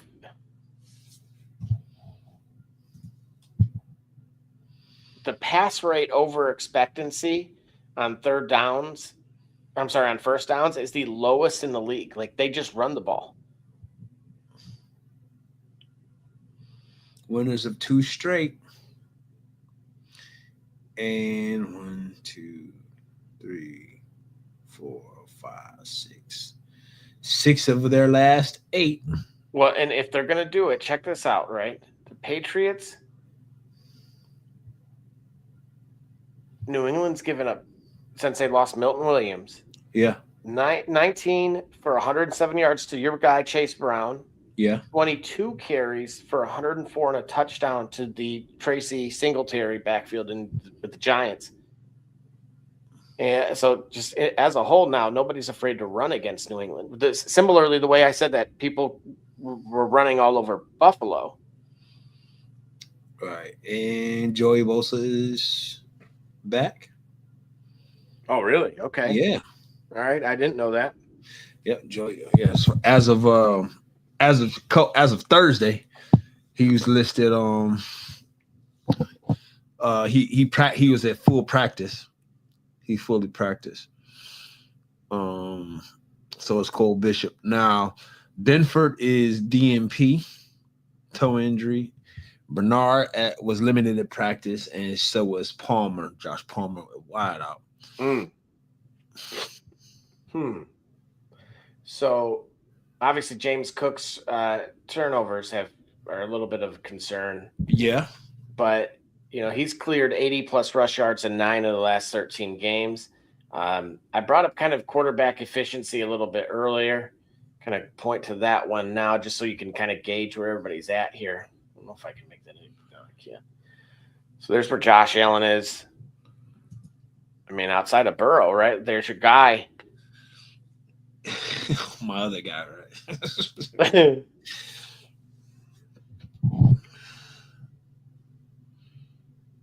And now remember, this is spanning multiple years, right? So that's why you see Mike Glennon down there, a name you haven't heard in a while. So not exactly bad by any stretch. And again, the Patriots pass defense kind of right in the middle, 18th, which is why I think you saw the success from Cincinnati against them and why that game was a lot closer than people had thought. They are 13th in pressure rate and 15th in quick pressure rate. So Josh Allen, typically, he's been getting sacked quite a bit more this year, but that should be a breath of fresh air that he'll have a little bit more time than maybe he's been accustomed to of late as well. So as we talked about with the Bills receivers, you're pretty much playing roulette. Gibby's been very successful at that. I, on the other hand, have not. Every time it seemed like it was Shakir, it was, not. So he went MIA. And again, in terms of boom weeks, Gabe Davis is at 75% route participation. Tyrell Shavers, 50%. Brandon Cooks, 42%. Keon Coleman, remember him? 22%. They were all rotated heavily against Cincinnati. and not a single one of them cleared 25 yards. Not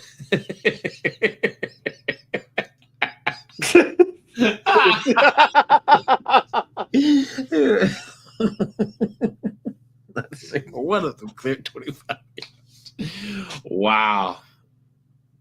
That's the thing, dude. Like, you know, like I'm so data driven that I'm like, oh, this guy's here like 99% of the time. Like he doesn't get more reliable or steady Eddie than that. And it's like, and he didn't, and he was out there jogging. You know what I mean? Like you were just out there for 60 minutes jogging. You did nothing. You lose. Good day, sir. Like, good day, sir. Yeah, it's like, man, how is Josh Allen getting it done, right? Running. Because to me, this is so like Mahomes, we used to kind of say the same thing. Like he's going to throw it to who he wants. And it was, you know, good luck. Josh Allen almost feels worse. It really almost feels worse. The guy that we want is Dalton Kincaid. Yeah. And of course, you know, they casually eased him back into this, and he got 4 for 41 and a tutty. But of course, New England's top 10 against the tight end position this year. So they're, you know, pop that balloon too while we're at it. Right. But yeah, in terms of general, you know, the offense is number 2, and but as far as expectant with the pass, but number 30 with the rush. So, make what you will with that. So, was it Buffalo's giving 1.5? No, New England's giving 1.5. Yeah, they're getting 1.5. Yes, New England's getting 1.5 at home. Yeah, what does Vegas want? What does Vegas know? Well, look what I did. I mean, think about it, right? Like all of those guys were out there. They rotated. None of them did anything. Not a single one. Spin the wheel on who's going to do one. something. No, not then one. The running game. I'm sorry, the passing game for New England is number 2, but the running game is number 30. So it's like you couldn't be further apart. Yeah. Like there's no.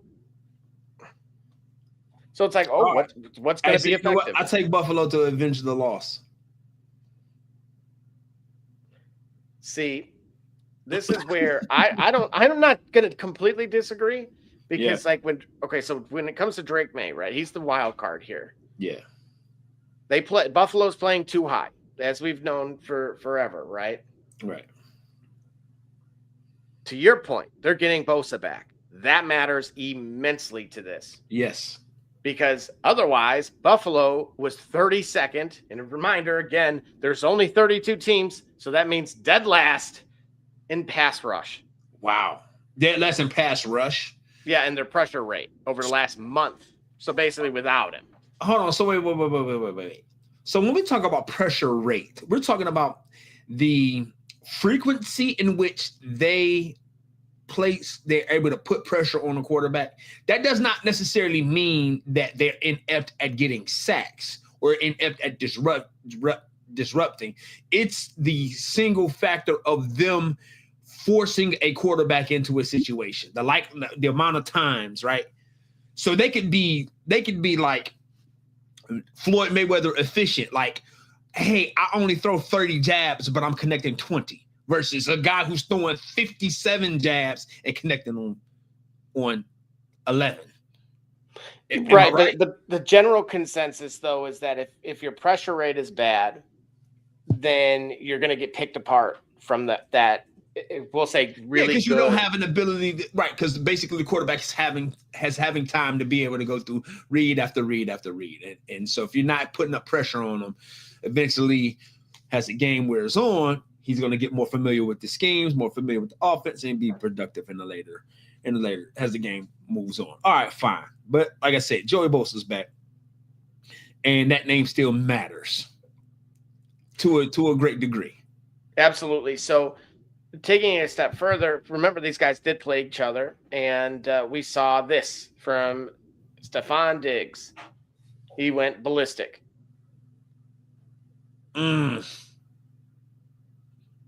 So 12 targets, 10 catches, 146 yards. That was in Buffalo. Yeah. At home. Right. Right. Yeah. Man. So y'all, I thought it was me. You thought it was me. So the Bills, of course, have struggled to defend the slot and entered the game, allowing the fourth most points to slot receivers over the last 5 weeks. They're funneling production towards the middle of the field. Remember that too high safety look, kind of funneling everything there. And basically, this is a Stephon Diggs game of the week type of thing if you're in DFS. Another possible thing that could make this even better is Christian Benford for Buffalo may miss the game, one of the corners. Yeah, I mentioned that. Right. Yep. So although they may be getting Bosa back, they may be missing the corner. If they get them both back, great. And he didn't even practice as of Thursday. Benford didn't. Oh, really? Practice. Yeah. Oh, snap. Okay. Yeah. Oof. Yeah, I would say if he's out, Diggs is in. I may play him anyway. If I were playing, I'm just saying. Right. But also look for potentially Hunter Henry to have a good game as well. And because I would say he's more in the tight end 2 range. But yeah, so pretty good look there. You said you got the Bills taking this one? Yeah, any given Sunday. I mean, all the stats suggest perhaps that New England will take care of business, especially, you said, and they're in New England this year. Correct. This week. Yeah, circle the wagons. Brother Rich will love that. All right. And then, of course, we have Jacksonville 13. Do we need to go through that? No. All right. Yeah. What about Cleveland versus Chicago? Man, where the Cleveland Browns? Man, that guy who can I just bring the obvious up? I mean, this is after dark now, so I don't really give a bleep, but I'm going to say this. Kevin Stefanski's father-in-law.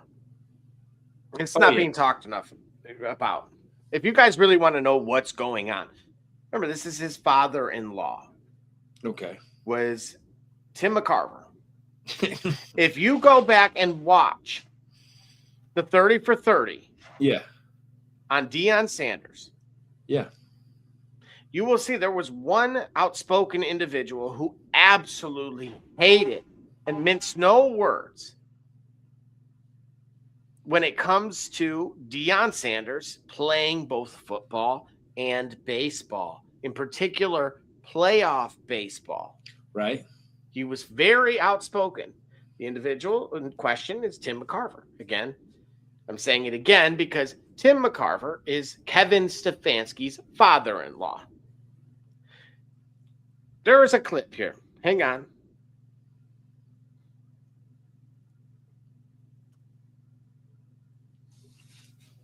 Okay. And shout out to Serenity for tuning in on YouTube. Mm-hmm. If I understand correctly, they know nothing about sports, but they love the interaction. So appreciate you, non-sports. We're going to learn you something. Absolutely. About sports and sports entertainment. So here we go. This is courtesy of somebody on Facebook, Untold Sports. Ready? This is our reaction to it. If you don't like it, kiss our grits. And out of the training room with a bucket of ice water. And I'm kind of peeking like, what is going on? Where are you going with it? And then I heard him say, where's McCarver? And I went, oh no. Where's he at? Where's McCarver? Where's McCarver? McCarver's right here. Right now. You are a real man. You know that? Oh. Hi, father-in-law. Wham! Oh. It was like a legal form of assault because it was in a moment of a championship celebration. What a going to do? Go knock him out, gonna swing on him, then I'm going to jail. I ain't going to do that. I just wanted to cool him off. Bring him down a little bit. I just wanted to cool him off a little bit. Where's he at? There you have it. Okay. Yeah, and he looks. Shedeur looked like him a lot. I love it. Oh, great, fantastic. What everyone learned today, for those that didn't know, is that why did they make this kid's life so difficult? Why are they choosing to? Why is he pulling him out in the red zone? Why did he give him no first team reps when he had no choice? That graphic that you just saw is the absolute why to that, because 20 years prior, his pappy went and cooled down. 30 years. Whatever. Don't age us. 32 years. He had to do that. But no, so to his point, 7 years ago, basically right next to Franklin, this individual was was candidly outspoken, hated Deion. I love Deion, right? Deion took the time to talk to me as a youth. Deion is probably, hot take here, Deion is probably the greatest football player ever. I would say the biggest icon. I think he's the greatest football player ever. What? Why? Why?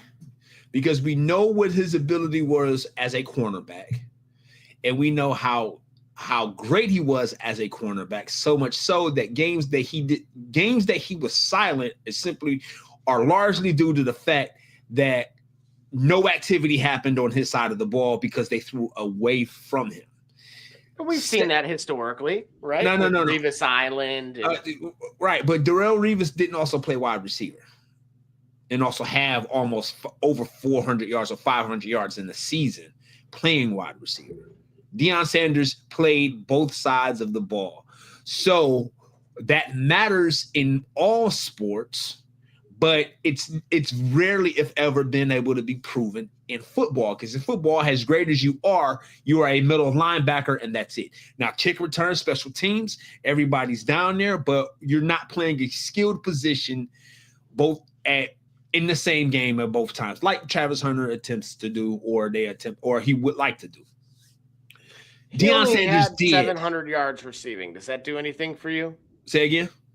Deion had 700 yards receiving. Absolutely, it does a lot, because you talk about for his entire career. Are you talking about that? Hold on, didn't he have over 400 yards receiving as a Cowboy?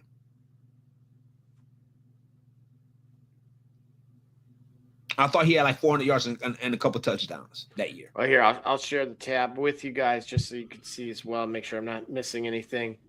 I got right here receiving 400 yards just 1 year with the Cowboys, and that was a big one. But my problem with this argument. What year was that? 96. They didn't make it to the Super Bowl that year. What do you mean? I thought that was the Super Bowl year that they won against Pittsburgh. Depending on how it's listed,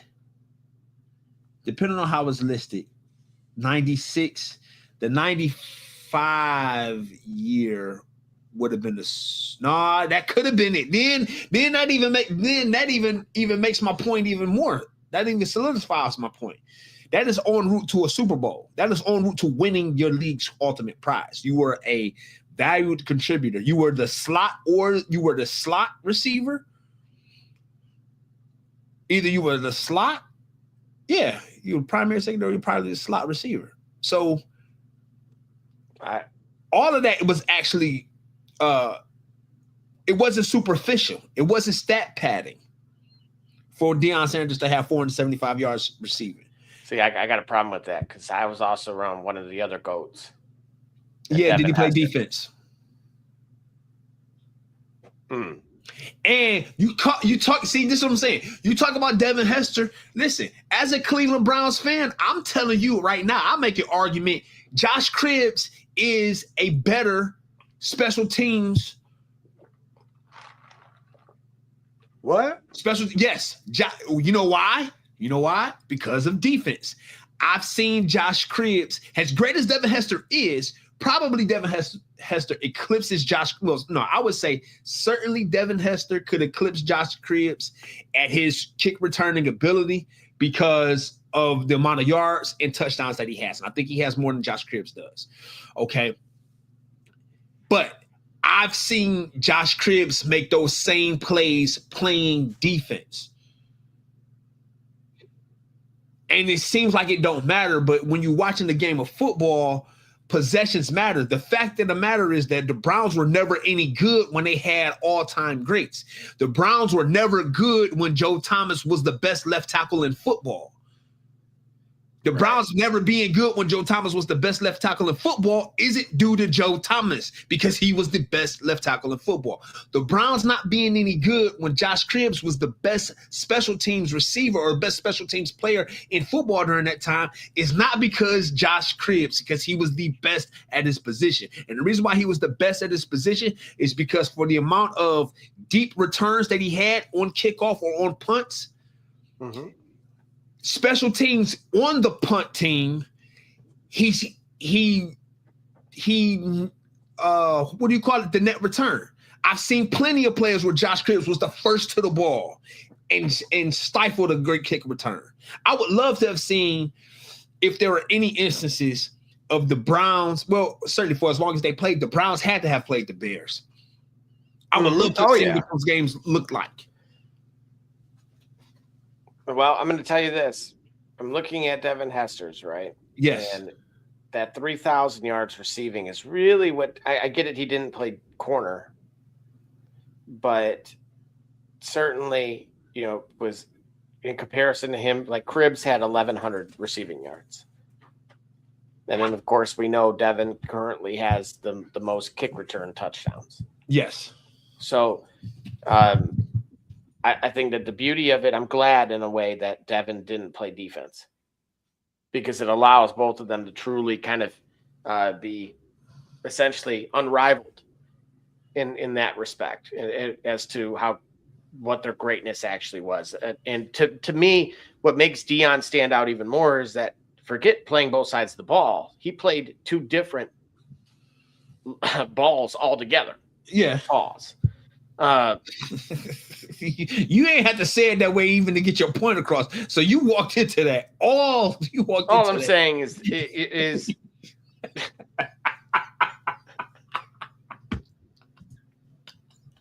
hey, look. Man, it's been fun. There were plenty of different ways to phrase that even casually. Why you chose it? Put down that red cup. That's what I'm gonna tell you. Put down that red cup. Okay, that's probably why you phrase it that way. Man. Oh, man. My point is he played baseball at a very high level also.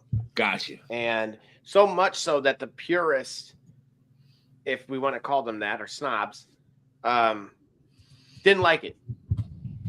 So I don't mince any words, at least not now. Yeah, yeah, right. And you need to mince mouthwash. So what you need to do. Unreal.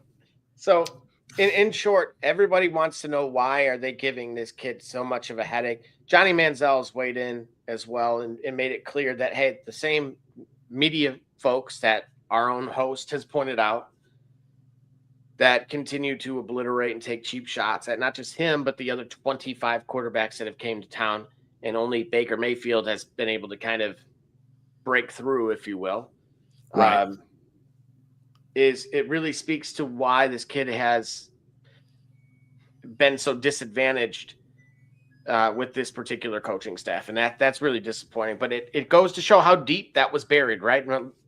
What were the odds that, we go back to that image with Kevin Stefanski and Andrew Berry.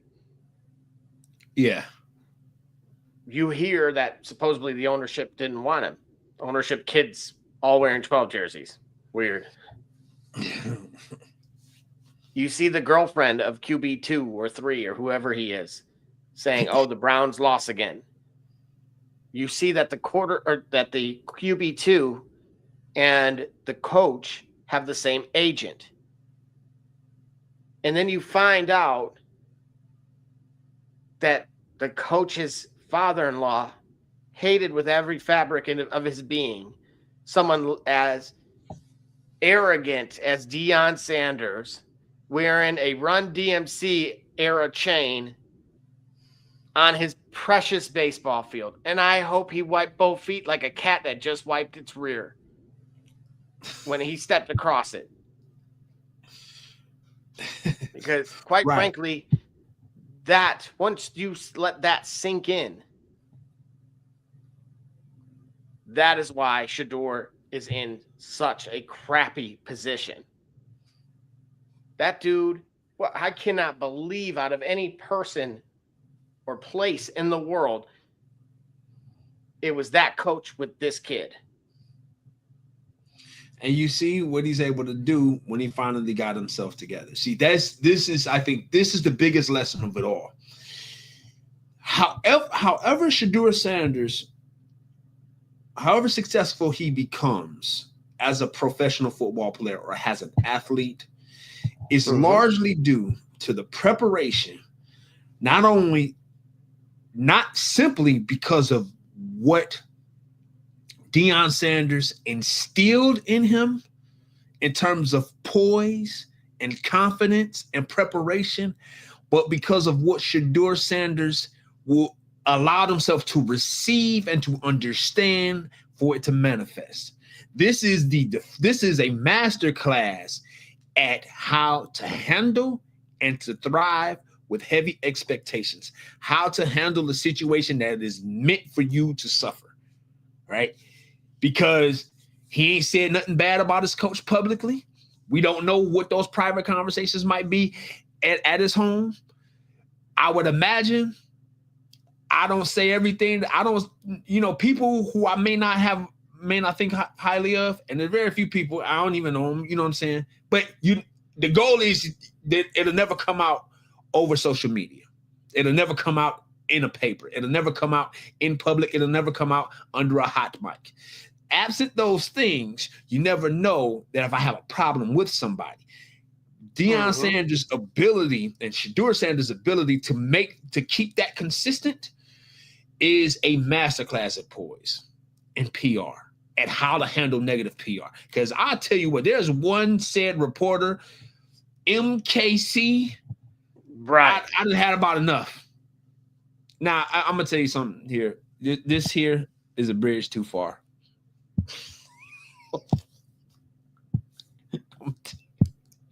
Why? Why? Because I'm sure that there are quarterbacks. I'm sure without picking, and I'm gonna go find other quarterbacks that had great first. Kerry Collins is a name that comes to mind. Boy, okay. About that may have had similar stats through their first career starts. Like, I don't want to do this yet. It's not to say, and again, I'm not a person that says, oh, I'm not comparing him to Brady. Like, no one is above reproach here. But I think this, even at this point, is a leap. Like, there's a lot more still needs to be shown yet before we start comparing. I mean, because of the fact that we're talking about 3 games. We're talking about 3 games. Because how did Joe Burrow look in his first 3 games? How did Brett Favre look in his first 3 games? How did Dan Marino look in his first 3 games? How did Aaron Rodgers look in his first 3 games? How did Derek Carr look in his first 3 games? How did David Carr look in his first? Both were terrible because they had no offensive lines. How did Carson Palmer look in his first 3 games? How did Kurt Warner look in his first 3 games? How did Matthew Stafford look in his first 3 games? How did Jalen Hurts look in his first 3 games? You see what I'm saying? Like 3 games? I'm not certain I want to jump out of a tree and anoint a guy or condemn a guy in their first 3 games. So when I see stuff like this, this is like a bit, I don't want to do this. I would rather just tell me what Shedeur Sanders' first 3 games look like, comparing him to Shedeur Sanders. Because it's only been 3 games, is what I'm getting at. Now, talk to me when we look at Tom Brady and his first 3 seasons and Shedeur Sanders. Well, we may not get that. Why not? Why do you think we wouldn't get it? How long is his rookie contract for? Well, look, Stefanski is likely gone at the end of the season, right? I mean, that's pretty fair. So now whoever walks into the building has a serious decision to make, right? Yep. So think about that for a second. You have Deshaun Watson, who should be healthy at that point, with a monster contract still remaining for at least 3 more years. Then you have Shedeur, who would supposedly be behind him. And then, of course, don't forget Dylan Gabriel somehow is there as well. Okay. So you tell us in State of the Franchise, what do you do here? You let Shedeur Sanders finish the season looking as good as he is, and you give him an offseason. But what about Deshaun Watson? What about Deshaun Watson? You have like $100 million still attached to him, and he wants to play. Okay, so it's the case of if he's fully healthy, are you going to let him play? And this money's guaranteed, right? Correct. All right, so when you say we may not see that, it may be a case that Cleveland may not see that, right? Absolutely. Okay. So if you're the New Orleans Saints, do you trade for him? I think a lot of teams will try to trade for him. I think if he's able to be productive, continue to be productive the way he is, I think a lot of teams would trade for him or would want to trade for him. They'd get the Browns back into the draft. They would by accident help the Browns recover from the investment that they made with Deshaun Watson.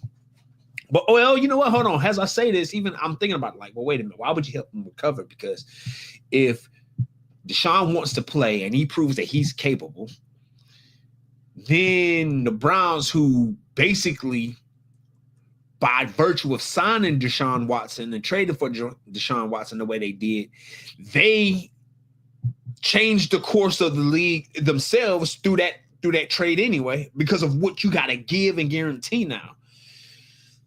And the mistake that it looked like it was for those 3 or 4 years, you trade back, you give them back some of the assets that they lost that allowed them to become a CJ Stroud or what have you. Look at what the Texans have been able to do with what they got from the Browns, and part of from what they got from the Browns in Houston, trading for Houston. Yeah, it may be a tough road to toe. Yeah, because you're right, because you're going to help the Browns recover from that. But if you need a quarterback and you got a guy that's NFL ready, then you're going to do it. So I think the Browns may, in fact, trade him. Likely landing spots. It wouldn't surprise me if the Vegas Raiders were one of them. That would be the prime. That would be the primary spot. Is Pete Carroll going to be there after this year? I don't think so. Where would they go? As a quarterback? See, I would like in the draft. No, what I'm getting at is getting to a team that is the foundation is firm enough, the soil is firm enough that you're really installing a quarterback.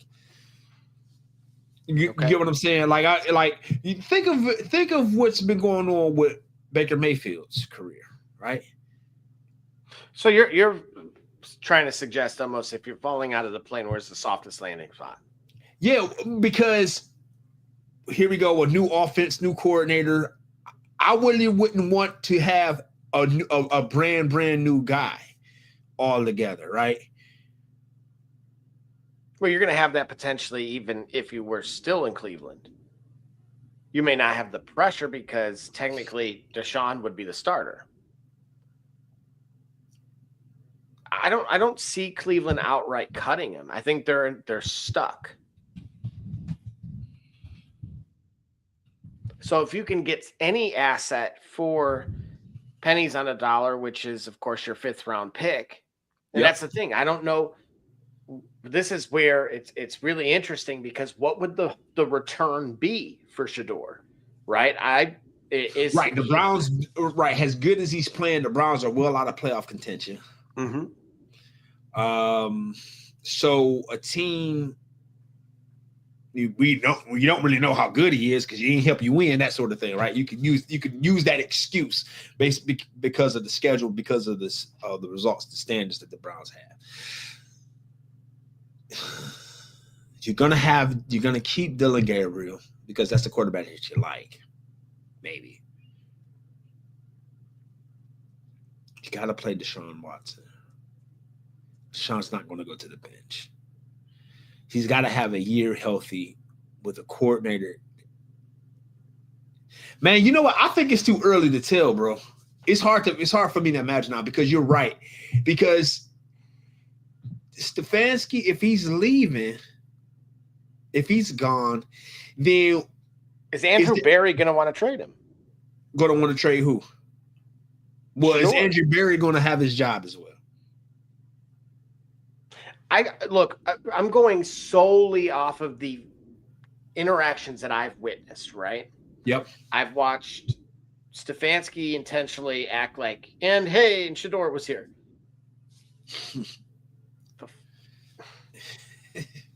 Man, I would have hit him with the Hemi Award. I just like, no. Yeah. Bro. Yeah. So, right. And I'm throwing too many questions of variables here. So it seems like I'm evading answers, evading questions. Well, like but I'm just reminding you too. But, my bad. Yeah. Yeah, you can't keep both if both of them want to start. Got Keith tapping in. Who to flex? Adunze, QJ, Tyrone Tracy, Jay Higgins, and Addison. Just one, Keith?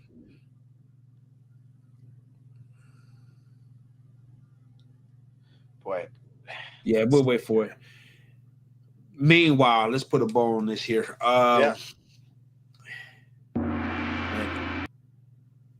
Yes. What was the answer that he gave yes for? What did you ask? Two. You just said one. Two? It's just, man. Just good night, bro. 1, 2, 3. Playing R. Okay, so he's gonna play RJ over the rest. All right. 1, 2, 3, 4, 5.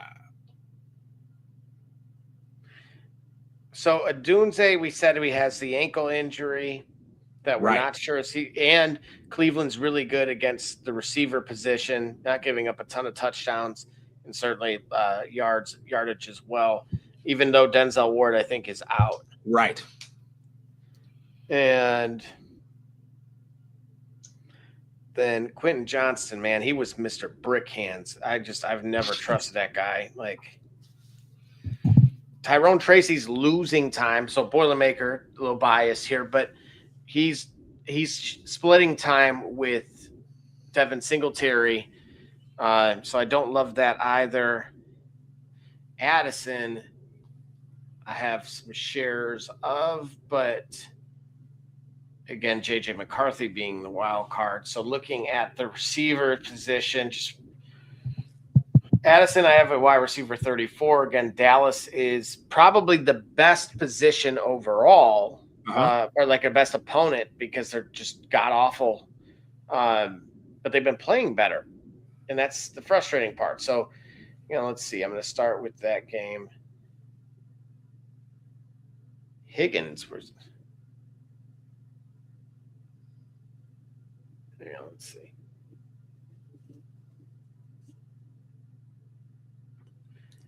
The problem with Higgins is the volume. I don't think he's going to get enough of the volume unless is somebody missing on. I thought we talked about this. No, not on Houston. Okay. All right, let's see here.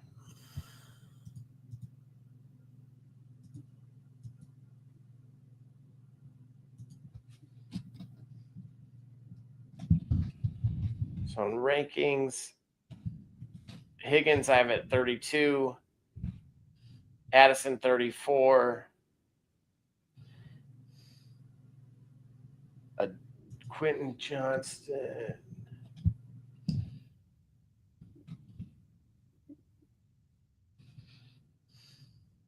Where the heck is he? Dunze I have at 30.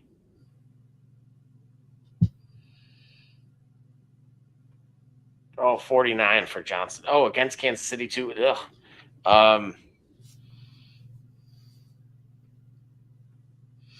All right, Mrs. Alva.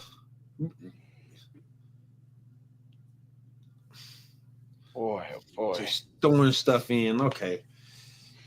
2 QB league. Jordan, Stroud, Jackson, Sanders, second round playoffs. You just throwing stuff out there. Oh, wait. I have Knicks too. All right. Just flexing. Like Eddie Murphy when he closed the ceiling on his roof in his documentary. We didn't need to see that, man.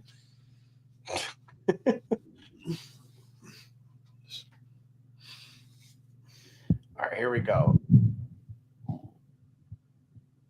Stroud's currently 18 in drop back pass success rate, behind Michael Penix and Carson Wentz.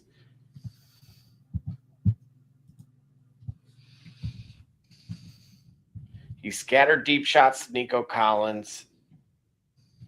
The get right spot at home as a massive favorite. Arizona's pass defense ranks 31st in drop back success rate, 22nd in expected pass efficiency per drop back. Injuries to Budda Baker, Jalen Thompson, so both safeties, and then Max Melton make this matchup even more enticing. Over the last 4 weeks, the Cardinals secondary ranks 29th in explosive pass rate. We just saw Puka light him up for 7 for 167 and 2 touchdowns. Now it's Nico Collins' turn.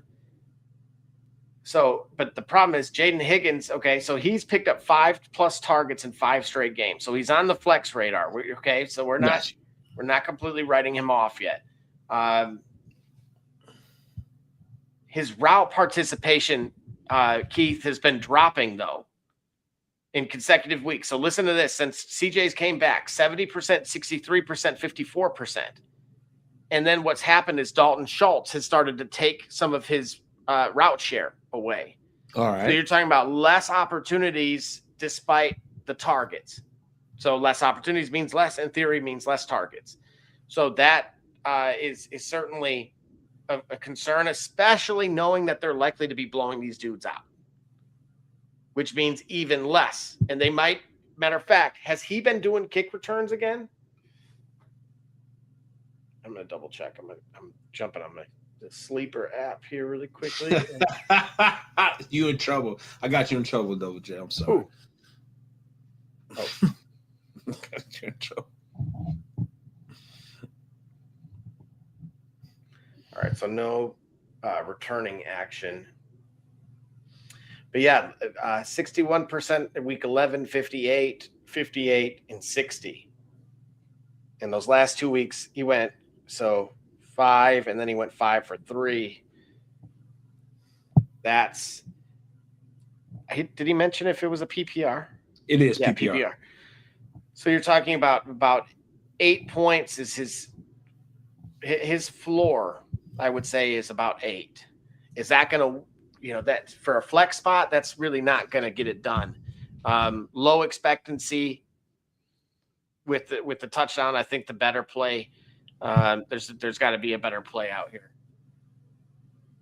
Let's see. You don't like Tyrone Tracy? I'm leaning Addison. Weirdly, because again, so you got tomorrow at 8. So well, I would call it high risk, high reward, right? Minnesota's passing game obviously took a step back. But McCarthy showed us something last week, right? Yep. And Dallas defense is 30th in net yards per attempt and 32nd in passing touchdowns.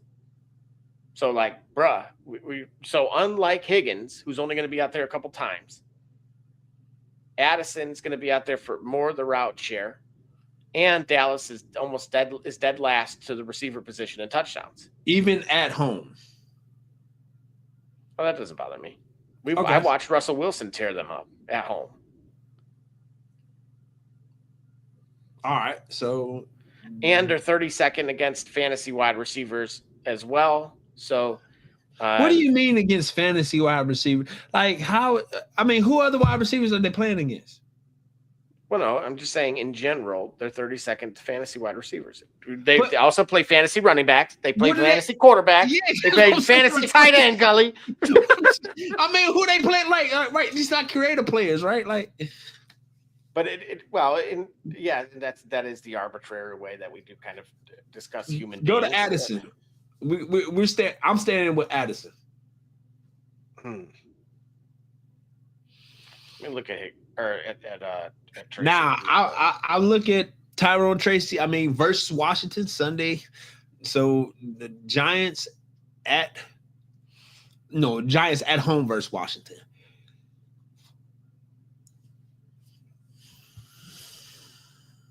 Roma Dunze is a game time decision.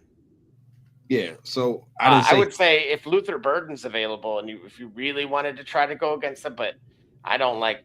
Look, here's the thing: Myles Garrett is going to sack the heck out of the painted nails. Denzel Ward is hurt. Tyson Campbell's hurt. Rayshawn Jenkins is hurt. Dude, when I just anyway, Grant Delpit's hurt. But as you saw, Tennessee exploited the run, not the pass, folks. So it makes me very, very wary of Odunze in this case. And then let's see who he's got. Oh, that was the first game here. Washington.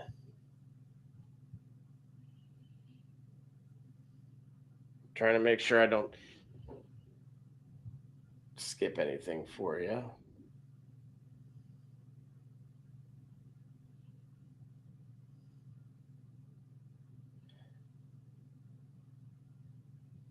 So Tracy had 63.5% snap share, was averaging 20 touches per game over the previous 4.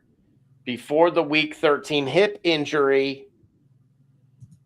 Now he said the hip was fine and also had an extra week to get healthy. So Washington's front seven's giving the 5th most rushing yards per attempt to opposing backs, which is 111 yards. And the 3rd most total scrimmage yards from scrimmage, so 148, and the 6th most overall to the position.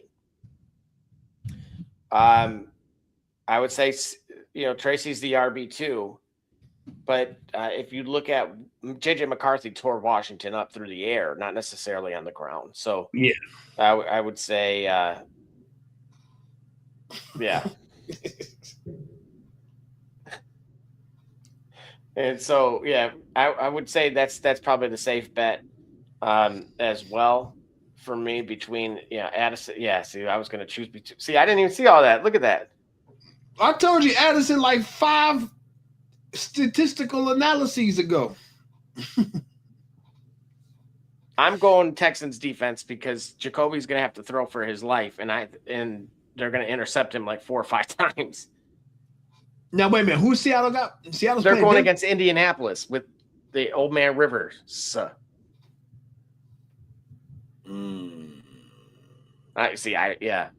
a wild card. Yeah. He comes out and hands the ball off 100 times. Yeah. Texans. I can pick up Bird and start him and drop him. And again, it's the game time decision that, make adds or devalues him. If there's no Odunze, it's a good matchup.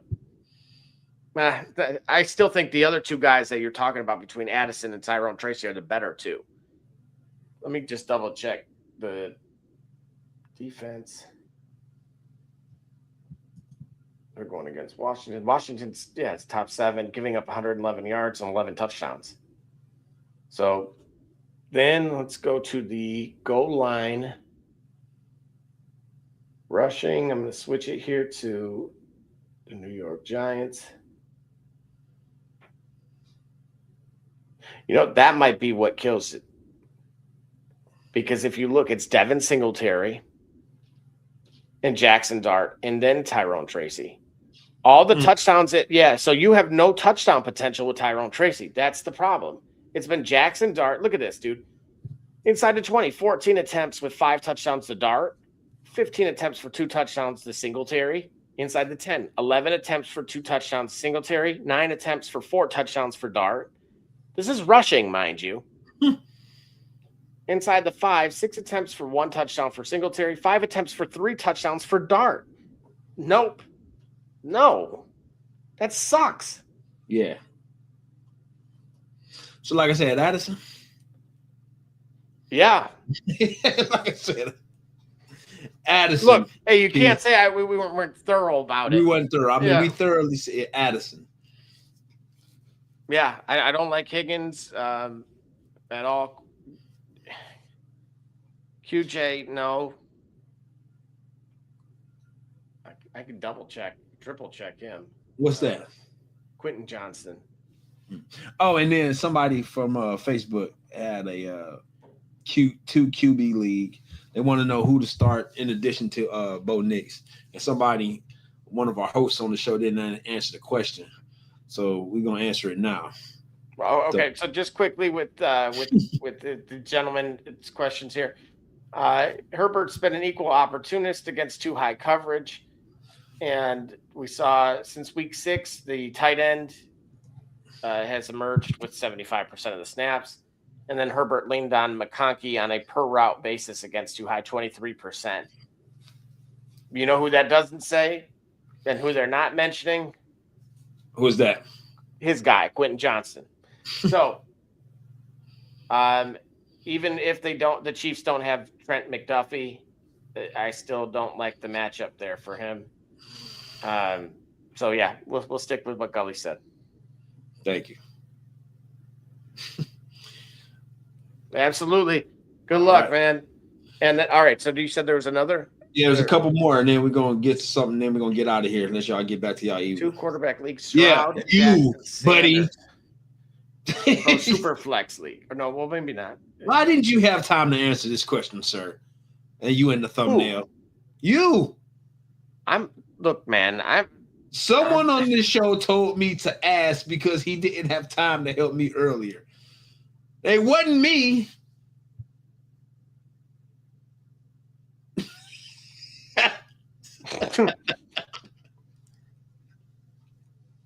And they're on this show, so it ain't barbershop. So unless we already gave what's the name keys to the show, yeah, unless Raise the Sales was supposed to answer it and didn't get to it. Oh man, you need to win this week, dude. So wait a minute, 2 QB leagues. Bo Nix, Jackson Sanders, and Bo Nix. Well, it sounds like Bo Nix is going to stay, right? Wait a minute. No. She said, "Oh wait, I have Nix." So she didn't say that she is going. So she need to pick 2 of them. All right. So Bo Nix is at 15, and then Stroud's at 16. Sanders is at 23, and who was it? Oh. Lamar, yeah. Oh my gosh, Lamar against Cincinnati's a no-brainer. So that's the first one. Okay, that was easy. So Lamar, I'll go with Lamar and Stroud. Why Stroud? I'm just curious. Hold on. I got to rethink that. Yeah, no, wait a minute. Wait a second. Hold on. Wait a minute. Oh, wait a minute. You're right. Because even though, Puka went, the Cardinals are 29th in explosive pass play rate. Yeah. So Puka went 7 catches for 167 yards and 2 touchdowns last week. So if that goes to Nico Collins, Arizona's secondary looks like they'll be without multiple members of the secondary. And so Nico Collins has a schematic matchup against cover 4 looks. He's a 32% target per route run and a 32% first read rate. So this is why, to Keith's point, why you don't hear me saying Higgins at all. You hear me saying, this guy. Yeah. Right? He's doubled the next closest wide receiver in targets in games with Stroud under center, operating as a clear top option. If we look past the 3-target outing against Buffalo, he'll draw totals of 8, 10, 10, and 15. And he got 90-plus yards in all of them. Yeah, so Stroud. Yeah. I know it's a divisional matchup when it comes to the AFC North and Jackson versus Cincinnati, correct? Yeah. Right, but if we were going to look at this, so Derrick Henry's got 20 total touches in 7 of the last 8 games. Believe it or not, the only outlier was this game versus Cincinnati. 20 total touches? Yeah. That's wild, ain't it, at this point in his career? In 7 games, 20 total touches? Yeah. Now, here's the thing. Lamar Jackson was ice cold against this defense last time. Very nearly could have had 3 touchdowns added to his ledger. But Cincinnati's been beaten up by about every single opponent. I think we see Jackson correcting his Week 13 misfortunes. Cincinnati's 31st in passing, pass defense, 31st in expected pass attempts per drop back, 32nd in drop back success rate. Remember, there's only 32 teams. Right. They're bottom 5 in coverage grade and ESPN's pass rush win rate. They're giving up the 3rd most scheduled adjusted fantasy points per game to quarterbacks. 3rd. There's your answer, right? So DJ Turner, again, is going to shadow Zay Flowers, but Lamar Jackson will likely just destroy them with both of the tight ends, as we discussed a little earlier on the show as well. Yeah. Yikes. Jeez. Right. I mean, who's Bo Nix playing? I mean, I have Bo Nix, but I'm on a bye week this week because, that's what happens when you win. That was a jab, but let's see. Green Bay.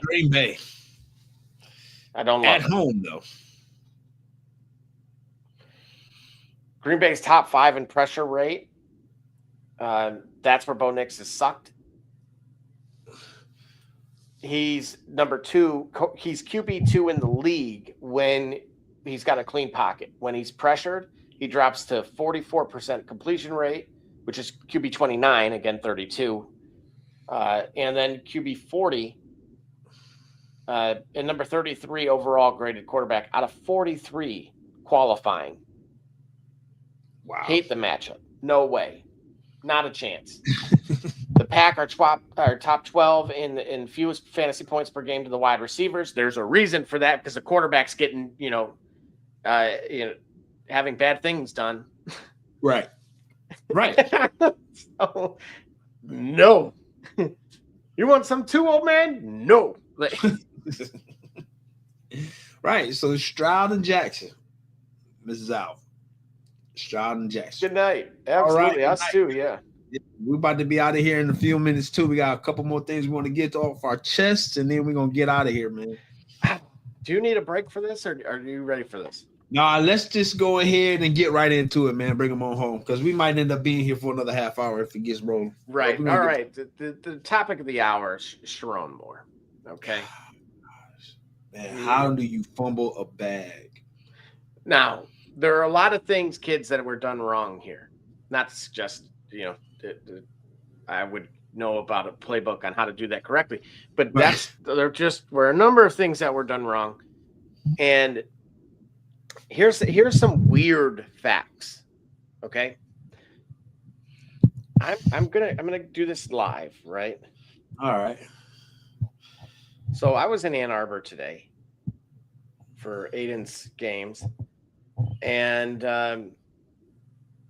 it was brought to my attention that there's a pizza. Oh, they changed it to Will Johnson's. What you mean?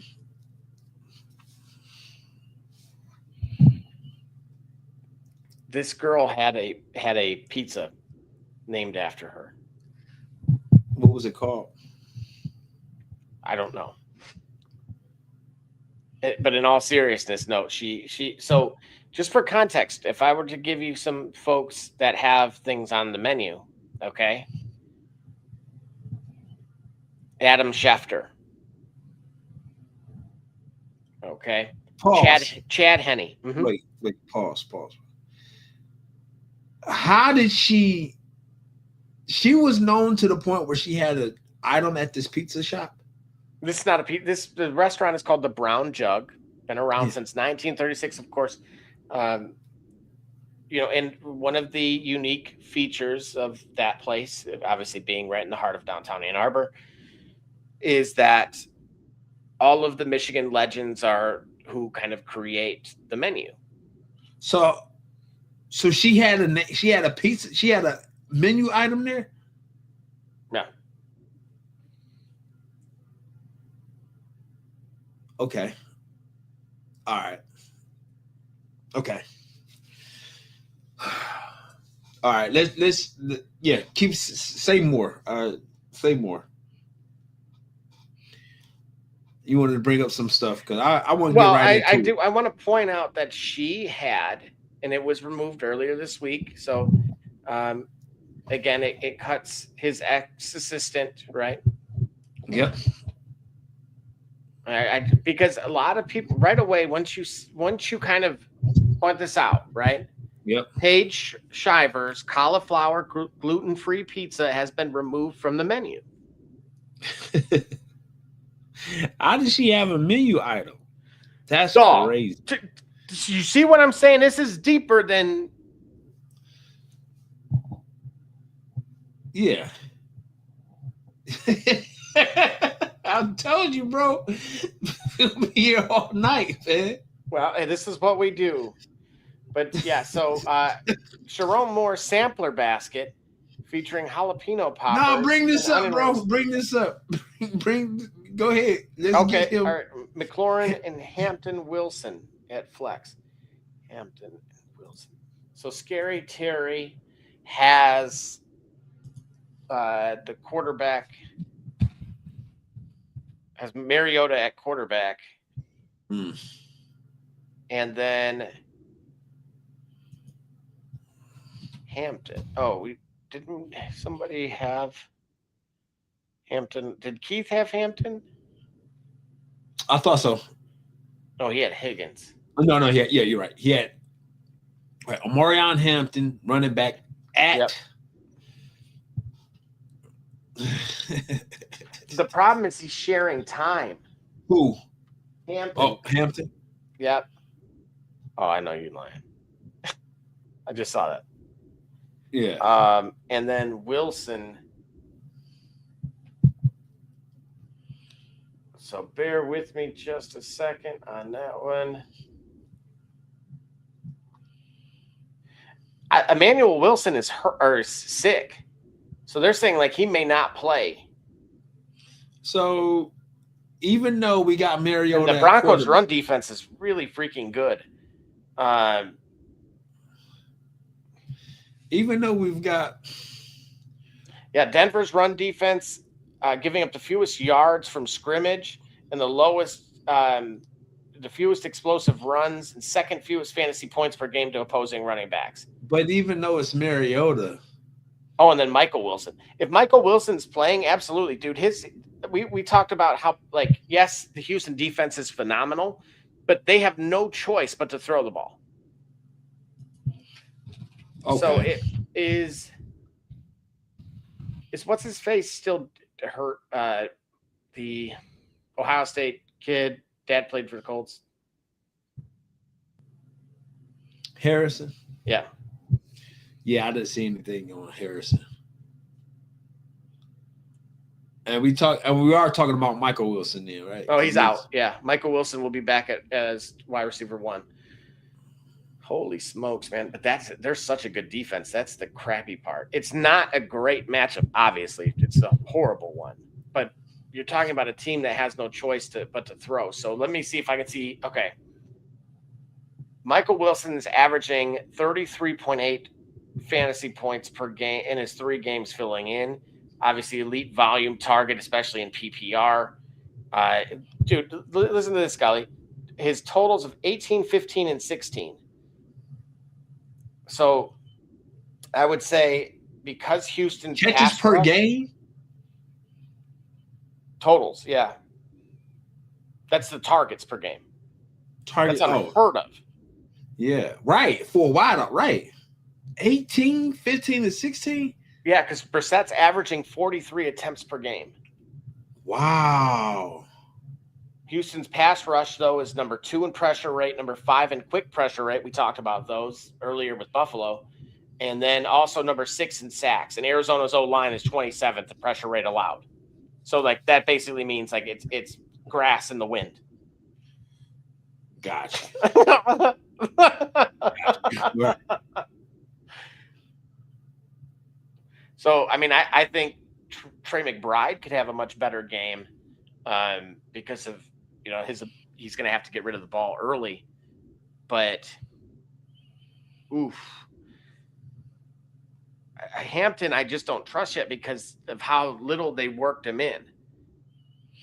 And so, knowing that you have 2 healthy running backs essentially, and Jim Harbaugh is a creature of habit. Good luck. Right. You know what I mean? Right. I would say, let's see. So no Trey Benson. They literally have no running game in Arizona. Right. So if it's going to be done at all, it's going to be done through the air. So it'd be Wilson. Yeah. All right. And then Dart or Lamar? Hold on. We didn't give him an answer. I thought you did. I gave an answer. Do we got the consensus on that one? Well, we got to be definitive now. All right. Let me look at McLaurin. I mean, it's not much to look at it because of, matchup and who they're playing. You get what I'm saying? There are a lot. So Terry McLaurin for sure, top 6 marks in receptions, receiving yards, and fantasy points to the position. So they're basically very friendly to the slot receiver, which may be more so Deebo Samuel. Obviously, there's no Zach Ertz anymore.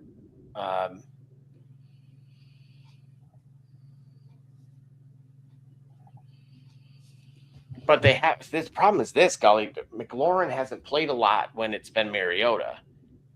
They've only played together 3 times. McLaurin tied Ertz in target share at 21.8 and first read rate at 24.7%. He was also Mariota's number 1 target inside the 20. He had 6 targets.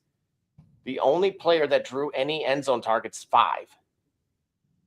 So I would say McLaurin, Michael Wilson would be the obvious choice if he wasn't going against God as defense. Yeah.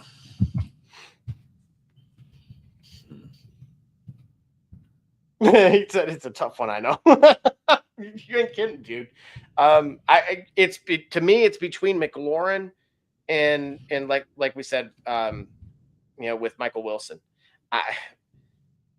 You tell me. I like those numbers with McLaurin, and we know that the Giants are kind of, trash money records.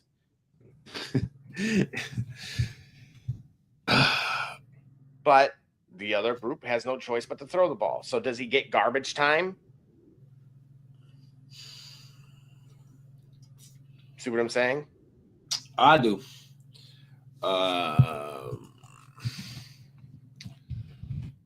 Let me see how we look at this again. Red zone wise, I like the red zone opportunities in particular, right? It was Mariota's number one target inside the 20 with 6, and then he had the only player that drew any end zone targets, 5. Go with Terry McLaurin, even though most of the wisdom is conventional wisdom says the targets, the volume, everything's going. If they're down 100-0, Michael Wilson's still in that game and catching the ball. If it changes anything, I have the Mariota stack because I'm forced to start him. Oh my God. Oh, so he's saying okay, I get what he's saying. So for him in his case, we don't have to lean so heavily on what McLaurin does because he has to play Mariota. So whatever we think we might miss by McLaurin, it's gonna be covered because he in fact also has the QB. So then if you want to diversify your ability to win points, then go ahead and then go with Wilson since you're starting Mariota anyway. So conventional wisdom says start looking at things like over-under totals, right? So 46 versus 42, implied team totals of 16.5 from the Cardinals, example, versus 26 from Houston. And so 16 is pretty obvious, that's 2 touchdowns if we're lucky. The Commanders, on the other hand, are at 22, which implies that there's a third one there. So what we have to ask ourselves is, does that touchdown likely go to him? Based on the data I said, it should, right? If I were making a touchdown prop, it would be likely outside of Jackson Dart in this game. Yeah. And in particular, I think we just watched, on the other side of things, we watched JJ McCarthy have a good game against them. Oof. That's the only difference maker here. I think these guys basically will end up somewhat breaking even. It's just right. So if they break even, then go with Wilson and then Mariota, since you already have Mariota. Well, he's saying he could stack them. So what that represents, Scully, is obviously if Mariota throws the touchdown to him, now you got 10 points instead of just 6. Okay, that's fine.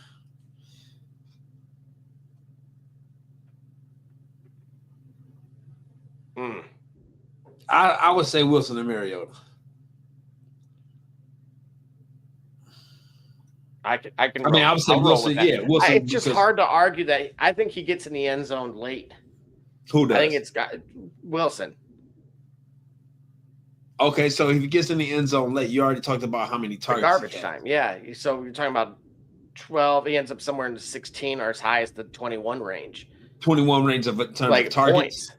Oh, points. Now, obviously, you subtract, 6, and he just gets 12 catches and only a handful of yards. Again, it's one of those weird games where a dude could end up with more points because of the catches themselves. I don't think Houston has to do anything exotic like shadow cover him or anything like that. It's not that type of dude. So Giants defense is awful. Exactly. The Giants defense, right. Yeah. So right. I think he's selling himself on it. So y'all say the stack McLaurin with Mariota stack. I just think that I'm more settled on understanding that the stack could help. I'm more settled on diversifying that just in case it goes bad and getting them points from Wilson. But okay, have it stacking, McLaurin with Mariota can, stating obvious, it can prove beneficial. Dart or Lamar, I'm firmly sticking with Lamar Jackson. I think it's close, right? Dart's QB6 against zone looks, QB7 and passer rate, and he's also an aggressive thrower. And we talked about the red zone stuff, man, where he's going to run. Yeah, he can score. So I would say I don't think you will not lose because of either of this particular choice. Right. Lamar did have a crappy game against Cincinnati. I expect him to not have a crappy game. As we kind of discussed a little earlier, the data suggests he should absolutely have a fantastic game. And so should his tight ends and basically everybody, except for Zay Flowers, who's shadow covered. But Jackson Dart, I think, gets in the end zone as well, and has a decent day, especially coming off of a really late bye week. So you got to remember this, folks. Totally two different comparisons. Lamar hasn't been running as much. 45% of Dart's fantasy production has literally came off of him rushing the ball. Right. He said, Benzo's asking, do I bench Swift for Aaron Jones? Going to...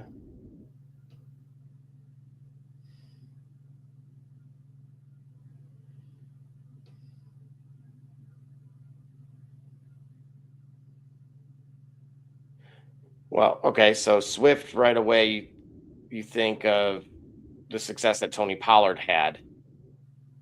What do you make of that? Was that a fluke? Is Stefanski going to do better? Remember, we got to do better. Yeah. Got to do better. Man. Two-time coach of the year. Yeah, Twice. Got to do better. How did he fool everybody? Twice coach of the year, bro.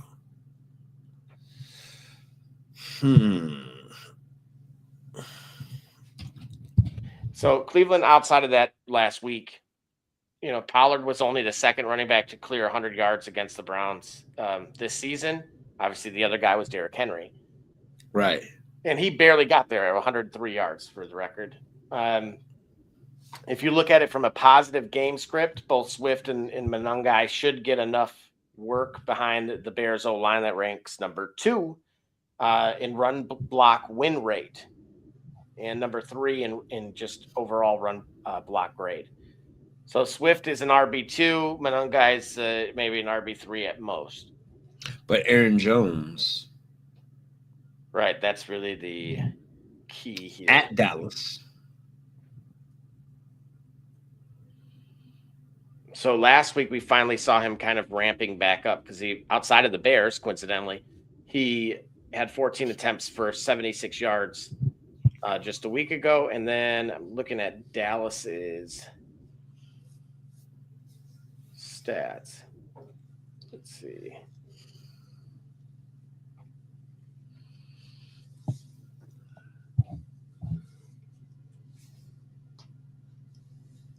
Okay, so that's a Sunday night game.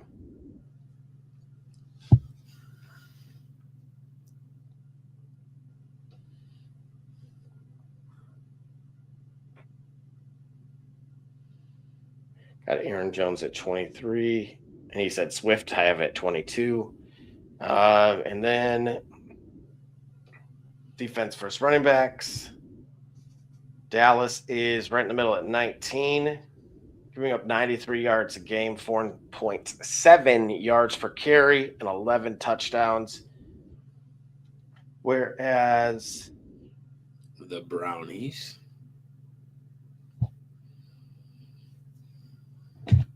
are 22 at 88 yards per game, 3.9 yards per carry. So technically, the better matchup is with Aaron Jones. Yep. And he's not sharing time like DeAndre Swift is. So yep. I'm okay with you with making that change. Yeah. Aaron Jones, man. Tony Pollard from Little Bean against San Francisco. Against San Francisco. San Francisco is 24th in the league against the running back, giving up 86.4 rush yards per game, 4.2 per carry, and only 7 touchdowns. So simply put, I think the answer is no. If you got a better option, I would ideally maybe go that way. Oh, and then Bub Hunt Shrimp. If Jacobs is out, do I start Wilson or Dowdle? It's coming from you, Gully, on Twitch. If Jacobs is out, do I start Wilson or Dottle? Dottle.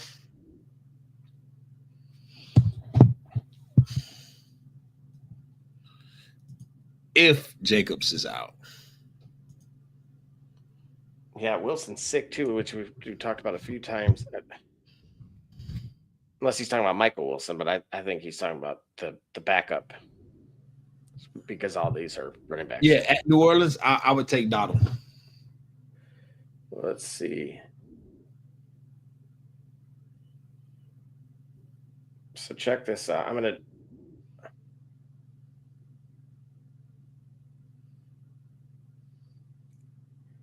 Carolina in the red zone. Okay, rushing. Rico Dowdle's 27 attempts for inside the 20 for 5 touchdowns. Inside the 10 is 12 attempts for 5 touchdowns. The next closest is Chumbawamba at 5 for 1. But again, listen to both of those. 50% of the time in the red zone, it's Dowdle. And then inside the 5 for 3 touchdowns, 62% of the time. So his efficiency 60% inside the 5-yard line, which is pretty darn good. And then if I were to do the same for Green Bay,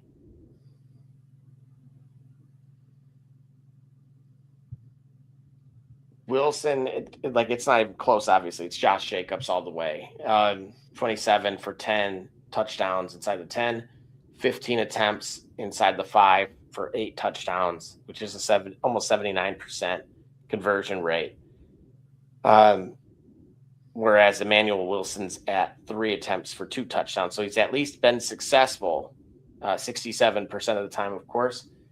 But it's just he naturally hasn't had the same volume of opportunities. And then Green Bay was playing who again? Green Bay has Denver, I believe. Oh, yeah. No way. So Denver's defense is basically one of the best against the running back, 73 yards per game allowed with 7 touchdowns allowed. So you would be living on a prayer that he gets maybe, exactly that, right? 70 yards rushing and then a touchdown and then maybe a couple check down passes to help you basically. Right. And then you said the Saints are the other. They're giving up 112 yards per game and 10 touchdowns. So even with the shared time, I would be really comfortable with with Rico Dowdle, in spite of Chumbawamba being there.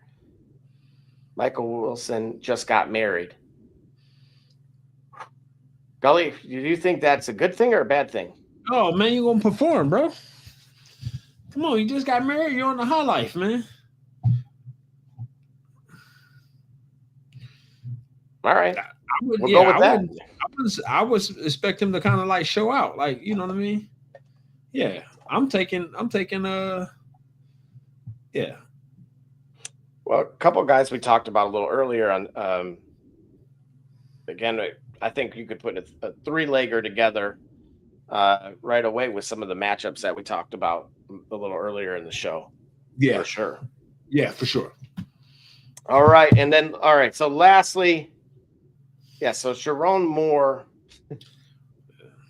Well, first, we want to thank y'all for tuning in with us before we head out. We want to thank y'all for tuning in with us and with your fantasy questions. Glad to see that you guys were coming to us for our valued advice and opinions. So we're going to keep that running as we get back and get more consistent when we come on and give you your questions and give you your answers. But appreciate y'all tuning in with us for that. That being said, we ain't going to take no more fantasy questions for tonight. We'll save that for next week as your playoffs continue. We wish y'all success, and hopefully our picks are the things that get you to the next level. Absolutely. Way to set the stage there. So again, Sharon Moore, obviously tough set of circumstances. He didn't help himself here with reaching out via direct message to an OnlyFans model after he got out of jail. What? Yeah. I wasn't ready to hear what you just said because of the stupidity of it. Yeah. So the real thing that happened here, of course, he had reached out to that lady. He had attended a Diddy party, and he did ask for her to participate with him and apparently at least 2 others. So I don't know who the 2 others are, right? That's He the thing. attended a Diddy party for real? Yeah. All right. He was a wild man. This is all right. So this is a cautionary tale about comfortability. And what comfortability does to you when you are places that you may not should be, doing things you shouldn't be, can't be too comfortable. But how do you feel, though, that the wife followed the girl on Instagram? That's why when I hear that he reached out to the other girl and it said 4 in particular, if I had to guess just off the people that I'm aware of in the circumstance, it sounds like all of them. It's quite possible. But this is what I'm talking about comfortability. Like, you really have no idea. You don't have perspective on what it is that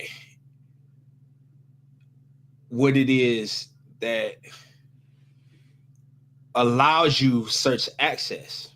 Bro, you're not doing this if you don't have a job as esteemed as the one you do that pays as well as you do. It's fair. You're not afforded the grace and the courtesy that you are if you don't have the job that you do with the prestige that's attached to it, with the money that's attached to it. Now you just a broke dude just cheating. Yeah. And how valuable are you to the people that you entertain? But here's the thing, again, something that was worth mentioning is that they're now going to supposedly investigate everything. Apparently, this has been investigated 2 to 3 times. It was very well known. I don't know how this young lady managed to be on the Brown Jokes, menu, but apparently, so she was very familiar within the community. It only became a problem when he fired her instead of moving her to a different position within the athletic department. So again, cautionary tale even on his behalf, because he could have just said, now you're working with the soccer team. Right. Or maybe it got to such a point where maybe firing her was because she didn't want to be moved. See, we might think of it as he could have moved her, but instead he fired her. Who's to say that conversation didn't happen? And he was like, listen, I'm going to need to move you. And she was like, nah, I'm good where I'm at. So what are we doing? And then he was like, well, if I can't move you, then this got to happen. In which case it was kind of like, if we're talking about the whole setup aspect, the whole she was a plant, she was an op aspect, it was kind of like at the point where it came down to, hey, either I got to move you or I got to fire you. It was already checkmate at that point, because whatever move you're doing is going to be exposure and vulnerability on you. Again, it's about cautionary tale. Like, how could you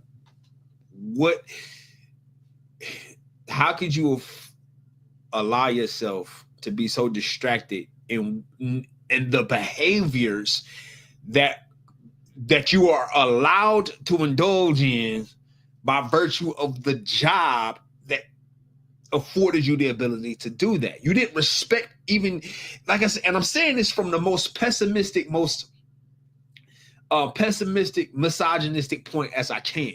Like, not even set aside the morality. It's about tactfulness, and really the tackiness of it is what the problem is. That you know what I'm saying. The tackiness of it is the exposure. That's the problem. It was so tackily done. It was so tacky that, and so this is why I'm not entertaining the idea that she set him up, because even if that's 100% true, even if that's 100% true, there are still ways and manners to move Because now what does it mean that you got set up? You still moved very terribly, and you still jeopardize your family and your respect. Well, that last move. Oh. No, you're gonna hear more of that because it's the same thing. She probably was exactly what this girl was, and had the assignment, understood the assignment. But the idea of it is the person in charge, the person in control of the situation, had a responsibility, a moral responsibility, and secondarily, a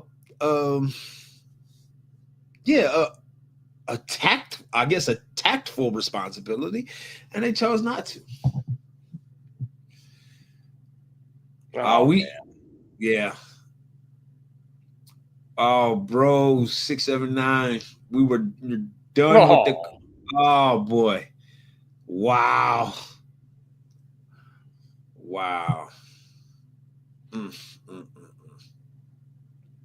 What's up, bros? Definitely get it in before we head out here. No. The same thing. Tucker tucked in the phone.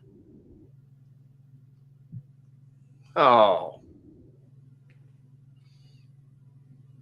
I'll drink out of a Michigan cup for that.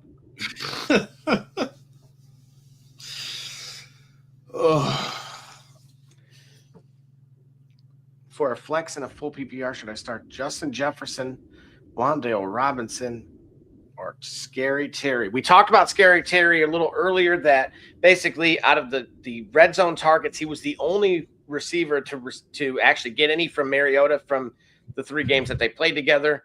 The Giants are vulnerable to it. And then, of course, let's see, with Wan'Dale Robinson and Justin Jefferson. So the Giants, on the other hand, obviously the problem with Jackson Dart is throwing. And so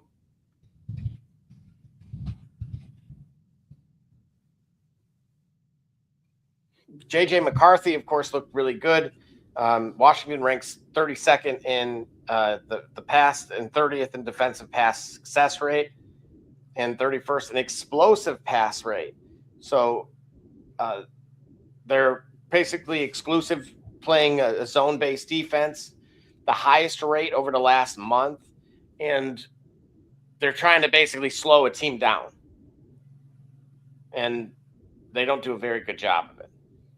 And so it does, against zone looks, Jackson Dart's QB6 in fantasy points per drop back, and then QB7 in passer rating. And so with obviously the extra time here, I would say Wan'Dale's in a great spot, especially if you're talking about even in a DFS standpoint. Yep. So he's had totals of 7 and 9 over the last 2 outings, and he's been in the slot 68% of the time. And guess who he's going against? Pro Football Focus's number 15th and cornerback in the slot, which is Noah. I want to play something different. And so, Darius Slayton also has some vertical matchup appeal here. And Washington's allowed the 7th most receptions and 8th most yards, and the number 1 highest completion rate and 2nd highest passer rate on throws of 10+ air yards. So potentially Darius Slayton may be in a better spot because of the deep ball. But how much is Jackson Dart really going to throw down the field? That's really the key. But he will have the opportunity to do so. As far as Justin Jefferson, let's see.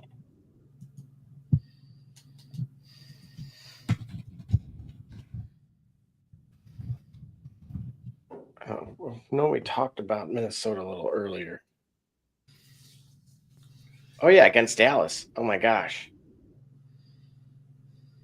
And we know Dallas is terrible. They're the worst team against the receivers. Yeah. 171 yards per game allowed, 22 touchdowns, which is the most in football. I would say, even though Justin Jefferson's quarterback is not that great, if not now, when? And because Terry's going to have less opportunities, but a higher percentage. Wandale should have a good game, but the problem is in the red zone, as we talked about a little bit earlier, it's Jackson Dart running. 45% of his production comes off of running. That's not good if you have a receiver. So against the worst defense in the league, I would say if Justin Jefferson can't get it done for you now, then he's never going to. Yeah. At least not this season. All right. Any final thoughts, D. Gully? John Cena is officially a retired man. Final thoughts, man, to put a bow on it. John Cena has a storied career with shock and awe, ended on a shock and awe moment to end most, if not all, shock and awe moments. I would just say most shock and awe moments to end, but not ending all most shock and awe moments. For him to lose his final match, not a problem for me. For him to tap out, big problem for me. What I think they need to do is that should be a signal that Gunther is your next guy, is your next one, is your next up, and Gunther should propel this into a hefty and long and well-booked reign atop the company with one of those two belts. If it's done with any purpose. If not, then who knows? Because certainly WWE has given us, the creative has given us quite a perplexing, quite a puzzling way to end the legacy of probably your best, your most consistent draw since Hulk Hogan. Or I should say since the Attitude Era, even beyond The Undertaker. Wow. And just like that, yeah. I'll say on my end here with him, certainly didn't see it coming. I agree. It basically says, we got Derek got a question as well. Derek, go ahead, Derek. We've been at this for 3 hours, my guy. Sorry that you just caught up to us, man.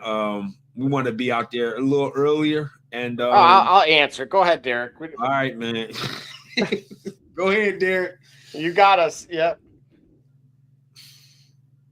Drinking out of my Sharon Moore cup.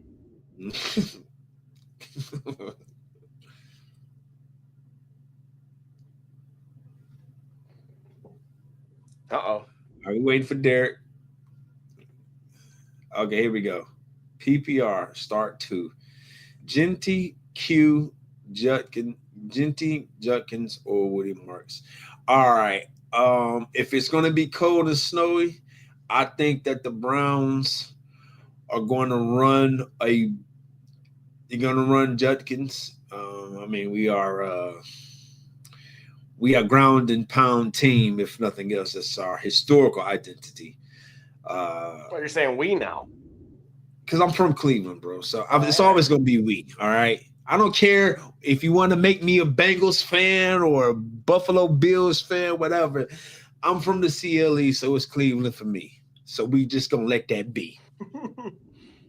All right? All right. So now the outlier for me is Woody Marks. Let me see. What does that look like? So here's some issues when it comes to Judkins. Obviously, no Jack Conklin, no Wyatt Teller, and then they're already missing DeJuan Jones and Ethan as well. So literally Joe Bitonio as well, and then Tevin Jenkins and Zach Zinter are all questionable. So they may literally have the line that backed him up that Shedeur had against Carolina in the preseason, which was like none of them were on the roster. All right, because we got to leave. We're going to cut this out, man. Everything you said makes sense. All right, cool. So it's going to be Woody Marks and Ashton Jeanty. How about that? What do you say? Well, no. I'm just pointing out that it's a rough go right now. You ain't lying. So he's only averaging 3.2 yards per carry over the last 8. Who? Obviously, we know he's going to get the bulk of the workload. Who? I'm talking about Judkins. Judkins, okay. And obviously, there's also a touchdown underdog here. So it's tough to get kind of overly excited about him, at least this particular week. Woody Marks is playing Arizona at home.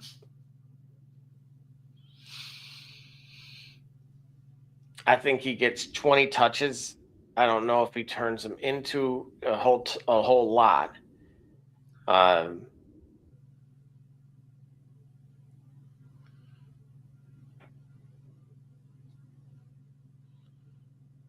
I still think so. He said start too. I still think you play Judkins, and then let's see.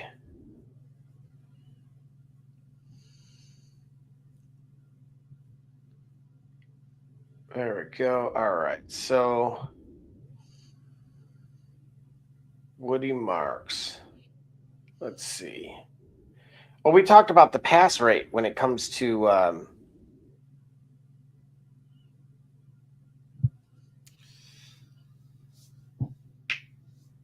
when it came to like Nico Collins, because obviously Arizona's going to be missing a ton of people. And then what Puka did to them, and so Nico Collins should have an incredible game. Woody Marks obviously he's had 17 or more touches in 4 straight. Obviously, they're a huge home favorite. Nick Chubb is hurt, and Dameon Pierce is now in Kansas City. And the Cardinals are 28th against the run defense and 25th against the run and 32nd in tackling. So Woody Marks. Yeah. Yeah, Woody Marks. Yeah. All right. So Judkins and Woody Marks. Let's do it. So you saying Judkins? Because I was going to go with JT and Woody Marks, but nah. Well, hang on. Yeah, I mean, I'll go look at the Raiders one. Well, against they're at Philadelphia. So I think I think in the case of that, he's been a bit more. Pickett is the quarterback. They're a 12.5-point underdog. They're going to key in on the run. Yeah. So Marks and Judkins. Thanks for the sub. Thanks Absolutely, for the sub, Derek. Yeah. Appreciate it. Yep. And at 1:00 a.m. in the morning, thank you all for riding with us. You can check us out on Facebook, YouTube, Twitch. The only thing at PPR, just to consider for Derek. So it has in the show. Go ahead. Yeah, 5 targets in the last 5 of 6 games for Ashton Jeanty. But I think Philly really kind of keys in on the position, and he's going to have a rough day. We've seen them abandon the run too, a handful of weeks ago. So yeah. So yeah, Mark Judkins, yeah, for sure. All right, go ahead, Gully. Take us home. Let's see if we can go home. Cause if another question comes in, I see how you go. We want to make sure we sign every autograph. You know what I mean? No kid gets left behind. We shake every hand. We sign every autograph. You know what I mean? See, there we go. No way. Hendy, Harvey, and Woody available. Who should I start? 2 flex options. We just talked about it. So Woody Marks getting 17 carries. Henderson, Buffalo against the run is horrible, but more of the production I thought was coming through the air. Let's see.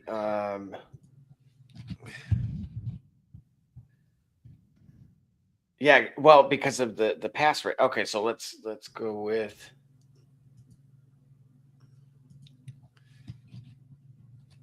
Perfect. The Bills' inability to stop the run makes it obviously an interesting point. Do they take the air out of the ball? They're giving up 5 yards per carry. That's the 3rd highest, and 108 yards per game. They're the league's worst in yards per contact or per attempt. Who is the Bills? Yeah. So, and then who was the Broncos are playing? Green Bay, who's very good against the run. All right. At home, though. Yeah, I would still say Hendy and Woody are probably the better two matchup-wise. For everything that I said here, yeah, because I thought I picked against Harvey earlier. Mm-hmm. But in the case of what we have here in this roster, in this lineup with this team, I'm staying with Woody, and I'll go. Though I think Buffalo's going to win the game, I'll go with Henderson for the productivity. So I'll say for you, Henny Auto, go with Hendy and Woody. Yeah, Green Bay ranks 15th in run defense grade, 16th in rush, and number 1 in tackling grade. So Harvey's more volume driven, but this matchup is going to be a tough one because he's been touchdown dependent too. Okay. So I'm with you, Gully, on that. And go ahead, take us home. All right. Well, final thoughts again. Like I say, I don't like the way the Cena match ended, but it doesn't do anything to negate his entire storied career. What it does do is create a big responsibility on WWE, on creative, to ensure that Gunther is in fact the guy that Cena made him to be by losing in the way he did this match. That's the bigger problem that I have. That's the challenge, and I hope that they fulfill it. And it's just not, they don't decide for whatever reason arbitrarily to give up on Gunther. Maybe he is the guy that takes the company into the future. If you are going with whatever you do, maintain your poise and confidence, and do not get too distracted by whatever you're doing that you lose focus. Let that be a cautionary tale to any coach of a college football franchise, especially ones in Michigan and everybody else out there. So, if your morals don't do it, let your poise at least keep your composure. But that's all I got for that, man. Double J, you got anything to say? No, I completely agree with your point on Gunther. And as far as I want to wish everybody luck in the fantasy playoffs. And of course, we should be back next Saturday delivering some more heat and going through the next round with you guys. As Barbershop would say, yeah, really want to know what's going on. The next time you want to know what's really going on, come to the shop. Walk-ins are always welcome. Holla. Holla.